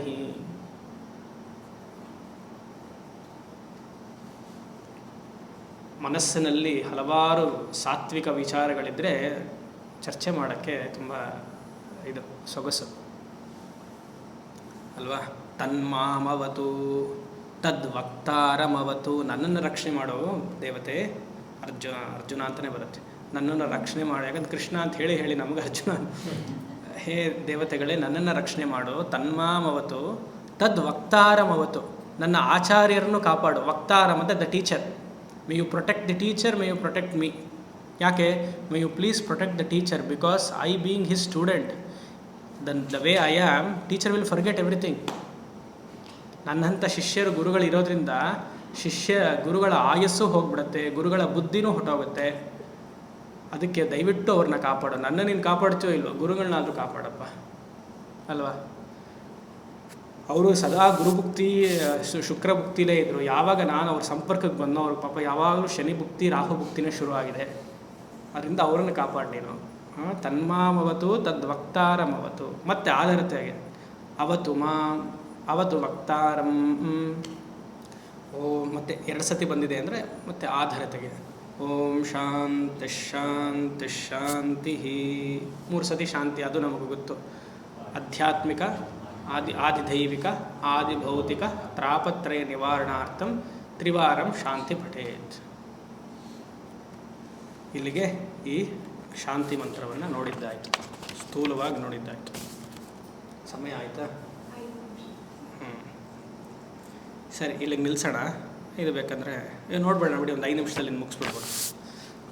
ಇವಾಗ ಇದು ಒಂದು ಅನುವಾಕ ಅಂತಾಯಿತು. ಯಾವುದು? ತೈತ್ರಿಯ ಉಪನಿಷತ್ತಿನ ಶಾಂತಿ ಮಂತ್ರ ಒಂದು ಅನುವಾಕ. ಅನುವಾಕ ಅಂದರೆ ಪ್ಯಾರಾಗ್ರಾಫ್. ತೈತ್ರಿಯ ಉಪನಿಷತ್ತಿನಲ್ಲಿ 12 ಪ್ಯಾರಾಗ್ರಾಫ್ಸ್ ಇದೆ, 12 ಅನುವಾಕಗಳಿದೆ. ಅದರಲ್ಲಿ ಒಂದು ನೋಡಿ ಆಯಿತು. ಈಗ ಎರಡನೇ ಅನುವಾಕ ಅಥವಾ ಪ್ಯಾರಾಗ್ರಾಫ್ ಬರುತ್ತೆ. ಶೀಕ್ಷಾಂ ವ್ಯಾಖ್ಯಾಸ್ಯಾಮಃ ಶೀಕ್ಷಾಂ ವ್ಯಾಖ್ಯಾಸ್ಯಾಮಃ ವರ್ಣಸ್ವರಃ ವರ್ಣಸ್ವರಃ ಮಾತ್ರಾಬಲಂ ಮಾತ್ರಾಬಲಂ ಸಾಮಸಂತಾನಃ ಸಾಮಸಂತಾನಃ ಇತ್ಯುಕ್ತಃ ಶೀಕ್ಷಾಧ್ಯಾಯಃ ಇತ್ಯುಕ್ತಃ ಶೀಕ್ಷಾಧ್ಯಾಯಃ. ಇವಾಗ ಇಲ್ಲಿ ಏನು ಹೇಳ್ತಿದ್ದಾರೆ, ಶೀಕ್ಷಾಂ ವ್ಯಾಖ್ಯಾಸ್ಯಾಮಃ ಅನ್ನುವಂತಹ ಪದ ಶುರು ಆಗಿರೋದ್ರಿಂದ ಈ ಪೋರ್ಷನ್ಗೆ ಶೀಕ್ಷಾವಲ್ಲಿ ಅಂತ ಹೆಸರಿಟ್ಟರು. ಮುಂಡಕ ಉಪನಿಷತ್ ಯಾತಕ್ಕೆ ಮುಂಡಕ ಉಪನಿಷತ್ ಅಂತ ಹೆಸರಾಯಿತು? ಮುಂಡಕ ಅನ್ನುವಂತಹ ಪದ ಇರೋದ್ರಿಂದ ಅಂತ ಹೇಳಬಾರ್ದು. ಮುಂಡಕ ಅನ್ನುವಂತಹ ಶಿರೋವ್ರತ ಇರೋದ್ರಿಂದ ಮುಂಡಕ ಅಂತ ಆಯಿತು ಅಲ್ವಾ? ಐತರೇಯ ಉಪನಿಷತ್ ಯಾಕೆ ಶುರು ಆಯಿತು? ಐತರೇಯ ಅನ್ನುವಂತಹ ಪದ ಇರೋದ್ರಿಂದ ಶುರು ಆಗಲಿಲ್ಲ ಸ್ವಾಮಿ. ಐತರೇಯ ಅನ್ನುವಂತಹ ಋಷಿ ಇರೋದ್ರಿಂದ, ಇತರ ಅನ್ನುವಂತಹ ಋಷಿ ಇರೋದ್ರಿಂದ ಐತರೇಯ ಆಯಿತು. ಪ್ರಶ್ನ ಉಪನಿಷತ್ ಯಾಕಾಯಿತು? ಪ್ರಶ್ನ ಉಪನಿಷತ್ ಅನ್ನುವಂತಹ ಪದದಿಂದ ಶುರು ಆಗಿಲ್ಲ, 6 ಪ್ರಶ್ನೆಗಳು ಕೇಳಿರೋದ್ರಿಂದ ಪ್ರಶ್ನ ಉಪನಿಷತ್ ಆಯಿತು. ಹಾಗೆ ಸರಿ. ಇಲ್ಲಿ ಶಿಕ್ಷಾ ಹಾಗೂ ಶೀಕ್ಷಾ ಎರಡು ಒಂದೇ ಅರ್ಥ, ಛಾಂದಸ ಪ್ರಯೋಗ ಅಂತಾರೆ ಆಚಾರ್ಯರು. ಶಿಕ್ಷ್ಯತೆ ವರ್ಣ ಉಚ್ಚಾರ ಕ್ರಮಲಕ್ಷಣಂ ಅನೇನ ಇತಿ ಶಿಕ್ಷಾ. ಅಂದರೆ ವೇದ ಮಂತ್ರವನ್ನು ಹೇಗೆ ಉಚ್ಚಾರ ಮಾಡಬೇಕು ಅನ್ನುವಂತಹ ಶಾಸ್ತ್ರಕ್ಕೆ ಶಿಕ್ಷಾಶಾಸ್ತ್ರ. ಹುಚ್ಚುಚ್ಚಾಗಿ ವೇದ ಮಂತ್ರವನ್ನು ಹೇಳಬಾರ್ದು, ಕ್ಯಾಸೆಟ್ ಹಾಕ್ಕೊಂಡು ಕೇಳಬಾರ್ದು, ಕ್ಯಾಸೆಟ್ ಹಾಕ್ಕೊಂಡು ಅಭ್ಯಾಸ ಮಾಡಬಾರ್ದು, ಪುಸ್ತಕ ನೋಡಿಕೊಂಡು ವೇದ ಮಂತ್ರವನ್ನು ಹೇಳಬಾರ್ದು, ಪುಸ್ತಕ ನೋಡಿ ವೇದ ಮಂತ್ರವನ್ನು ಹೇಳಿಕೊಡಬಾರ್ದು. ಈಗಿನ ಕಾಲದಲ್ಲಿ ಅಲ್ವಾ? ನಾವು ಹೇಳುವಂತಹ ವೇದ ಮಂತ್ರಗಳೇನು? ಪುರುಷ ಸೂಕ್ತ, ಶ್ರೀ ಸೂಕ್ತ, ದುರ್ಗಾ ಸೂಕ್ತ, ನೀಳಾ ಸೂಕ್ತ, ರುದ್ರ, ಚಮಕ. ಅದು ವೇದ ಮಂತ್ರಕ್ಕೆ ತುಂಬ ಇವಾಗ ಸೂಕ್ತ, ಆನ್ಲೈನ್ ಸೂಕ್ತ ಚಾಂಟಿಂಗ್ ಆರ್ ಆನ್ಲೈನ್ ಸೂಕ್ತ ಟೀಚಿಂಗ್ ಏನು ಅಂತ 15-20 ಹಾಕಿರ್ತಾರೆ. ಎಲ್ಲ ಸೂಕ್ತಗಳು. ವೇದದಲ್ಲಿ ಹಾಗೆ ಸೂಕ್ತ ಅಂತ ವಿಭಜನೆ ಮಾಡಿರೋರು ಈಗ ಅಜ್ಞಾನಿಗಳು. ವೇದ ಮಂತ್ರವನ್ನು ಹಾಗೆ ಪ್ಯಾರಾಗ್ರಾಫ್ ಹಾಗೆ ಹೇಳಬೇಕು. ನಮಗೆ ಅದೆಲ್ಲ ಬೇಡ ಅಂತ. ನನಗೆ ಯಾಕೆ ಪೂರ್ತಿ ವೇದ ಮಂತ್ರ ಕಲಿಯೋಕ್ಕೆ ನಮಗೆ ಇದಿಲ್ವಾ? ನಮಗೆ ಬರೀ ಏನು ಶ್ರೀ ಸೂಕ್ತ ಮಾತ್ರ ಬೇಕಾ? ಹೇಳಿ, ಮೇಧಾ ಸೂಕ್ತ ಮಾತ್ರ ಬೇಕಾ? ಪೂರ್ತಿ ಯಜುರ್ವೇದದ ಇದು ತೈತ್ರೇಯ ಉಪನಿಷತ್ತಾಗಲಿ ಅಥವಾ ಮಹಾನಾರಾಯಣ ಉಪನಿಷತ್ ಪೂರ್ತಿ ಅಂತ ಕಲಿ, ಬರೀ ಮೇಧಾ ಸೂಕ್ತವನ್ನು ಕಲಿತೀನಿ. ವೇದ ಮಂತ್ರವನ್ನು ಗುರುಮುಖೇನ ಶ್ರವಣ ರೀತಿಯ ಕೇಳಬೇಕು. ಅದಕ್ಕೆ ಮಕ್ಕಳನ್ನು ವೇದ ಪಾಠಶಾಲೆಗೆ ಹಾಕಬೇಕು. ಇಲ್ಲ ಪುಟ, ನೀನು ಕಲ್ತ್ಕೊ, ನೀನು ಆನ್ಲೈನಲ್ಲಿ ಕಲ್ತ್ಕೊ. ಕೆಲವು ಅಡ್ವಾಂಟೇಜಸ್ಸು ಇದೆ, ಕೆಲವು ಡಿಸ್ಅಡ್ವಾಂಟೇಜಸ್ಸು ಇದೆ. ವೇದವನ್ನು ಎಷ್ಟು ನಾವು ಆನ್ಲೈನ್ ಮಾಡ್ತೀವೋ ಅಷ್ಟು ಹಾಳಾಗ್ತೀವಿ ನಾವು. ಶೀಕ್ಷಾಂ ಆನ್ಲೈನಲ್ಲಿ ಕೇಳ್ತೀವಪ್ಪ, ಶೀಕ್ಷಾಂ ವ್ಯಾಖ್ಯಾಸ್ಯಾಮಃ ವರ್ಣಸ್ ಸಾಮಸಂ ಇತ್ಯುಕ್ತ. ನಿಂತೋಯ್ತು, ನೆಟ್ವರ್ಕ್ ಪ್ರಾಬ್ಲಮ್ ಬಂದಿದೆ, 3G 5G ಆಗೋಗಿದೆಯಲ್ಲ, ನಿಂತೋಗಿದೆ. ಏನು ಮಾಡ್ತೀರ ಅವಾಗ? ಅವನು ಅದೇ ವೇದ ಮಂತ್ರ ಅಂದ್ಕೊಂಡ್ಬಿಟ್ಟಿರ್ತಾನೆ. ಆಮೇಲೆ ಗುರು ಹತ್ರ ಹೇಳಿದಾಗ ಹೇಳಪ್ಪ ಅಂತಂದರೆ ಗುರುಗೂ ಅವಮಾನ. ಎಲ್ಲ ಸಭೆಯಲ್ಲಿ ಹೇಳಿಸ್ಬಿಟ್ಟಿರ್ತಾರೆ. ಅವನು ಇತ್ಯುಕ್ತ ಶಾ ದ್ಯಾ ದ್ಯಾ ಈ ಥರ ಎಲ್ಲ ಬರುತ್ತೆ ಅಲ್ವಾ? ಯೋಚನೆ ಮಾಡಿ, ಗುರು ಮುಖೇನ ಹೋಗಿ ಕಲಿಬೇಕು. ಅದು ಹೇಗೆ ಅನ್ನೋದು 6 ರೀತಿಯಾಗಿದೆ. ವರ್ಣಸ್ವರ ಸಮಸ್ತ ಪದ ಇದೆ. ವರ್ಣ ಸ್ವರ, ವರ್ಣ 1, ಸ್ವರ 2, ಮಾತ್ರ 3, ಬಲಂ 4, ಸಾಮ 1, 6ನೇದು ಸಂತಾನ. ಇದು ಈ 6 ಕ್ರಮಗಳು ವೇದ ಮಂತ್ರವನ್ನು ಉಚ್ಚಾರ ಮಾಡುವಂತಹ ರೀತಿ. ಹೀಗೆ ಈ 6ನೇ ಮುಖ್ಯ ಅಂತಲ್ಲ, ಸುಮಾರಿದೆ. 6 ಮೇಲ್ನೋಟಕ್ಕೆ ಮುಖ್ಯವಾಗಿರುವಂಥದ್ದು ಅಂತ. ಶಾಸ್ತ್ರ ಅಂತಲೇ ಪಾಣಿನಿ ಇದಕ್ಕೆ ಒಂದು ಶಾಸ್ತ್ರವನ್ನೇ ಕೊಟ್ಟಿದ್ದಾರೆ. ಅದನ್ನು ಗುರುಮುಖೇನ ಕಲಿಬೇಕು. ನಾವು ಆನ್ಲೈನಲ್ಲೆಲ್ಲ ಮಾಡಿ ಕಲಿಯೋಕ್ಕಾಗೋದಿಲ್ಲ. ಚಿಕ್ಕ ವಯಸ್ಸಲ್ಲೇ ಮಕ್ಕಳನ್ನು ವೇದ ಪಾಠಶಾಲೆಗೆ ಹಾಕಬೇಕು.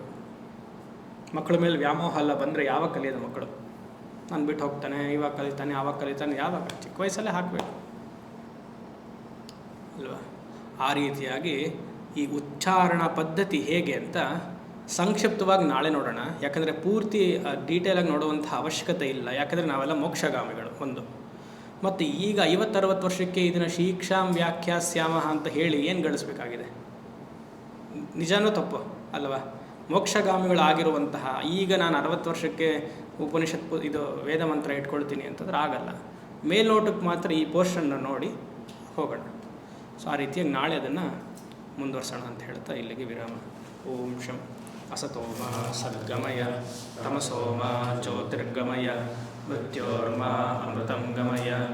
ಪೂರ್ಣಮದಃ ಪೂರ್ಣಮಿದಂ ಪೂರ್ಣಾತ್ ಪೂರ್ಣಮುದಚ್ಯತೆ ಪೂರ್ಣಸ್ಯ ಪೂರ್ಣಮಾದಾಯ ಪೂರ್ಣಮೇವಾವಶಿಷ್ಯತೆ. ಓಂ ಶಾಂತಿ ಶಾಂತಿ ಶಾಂತಿ.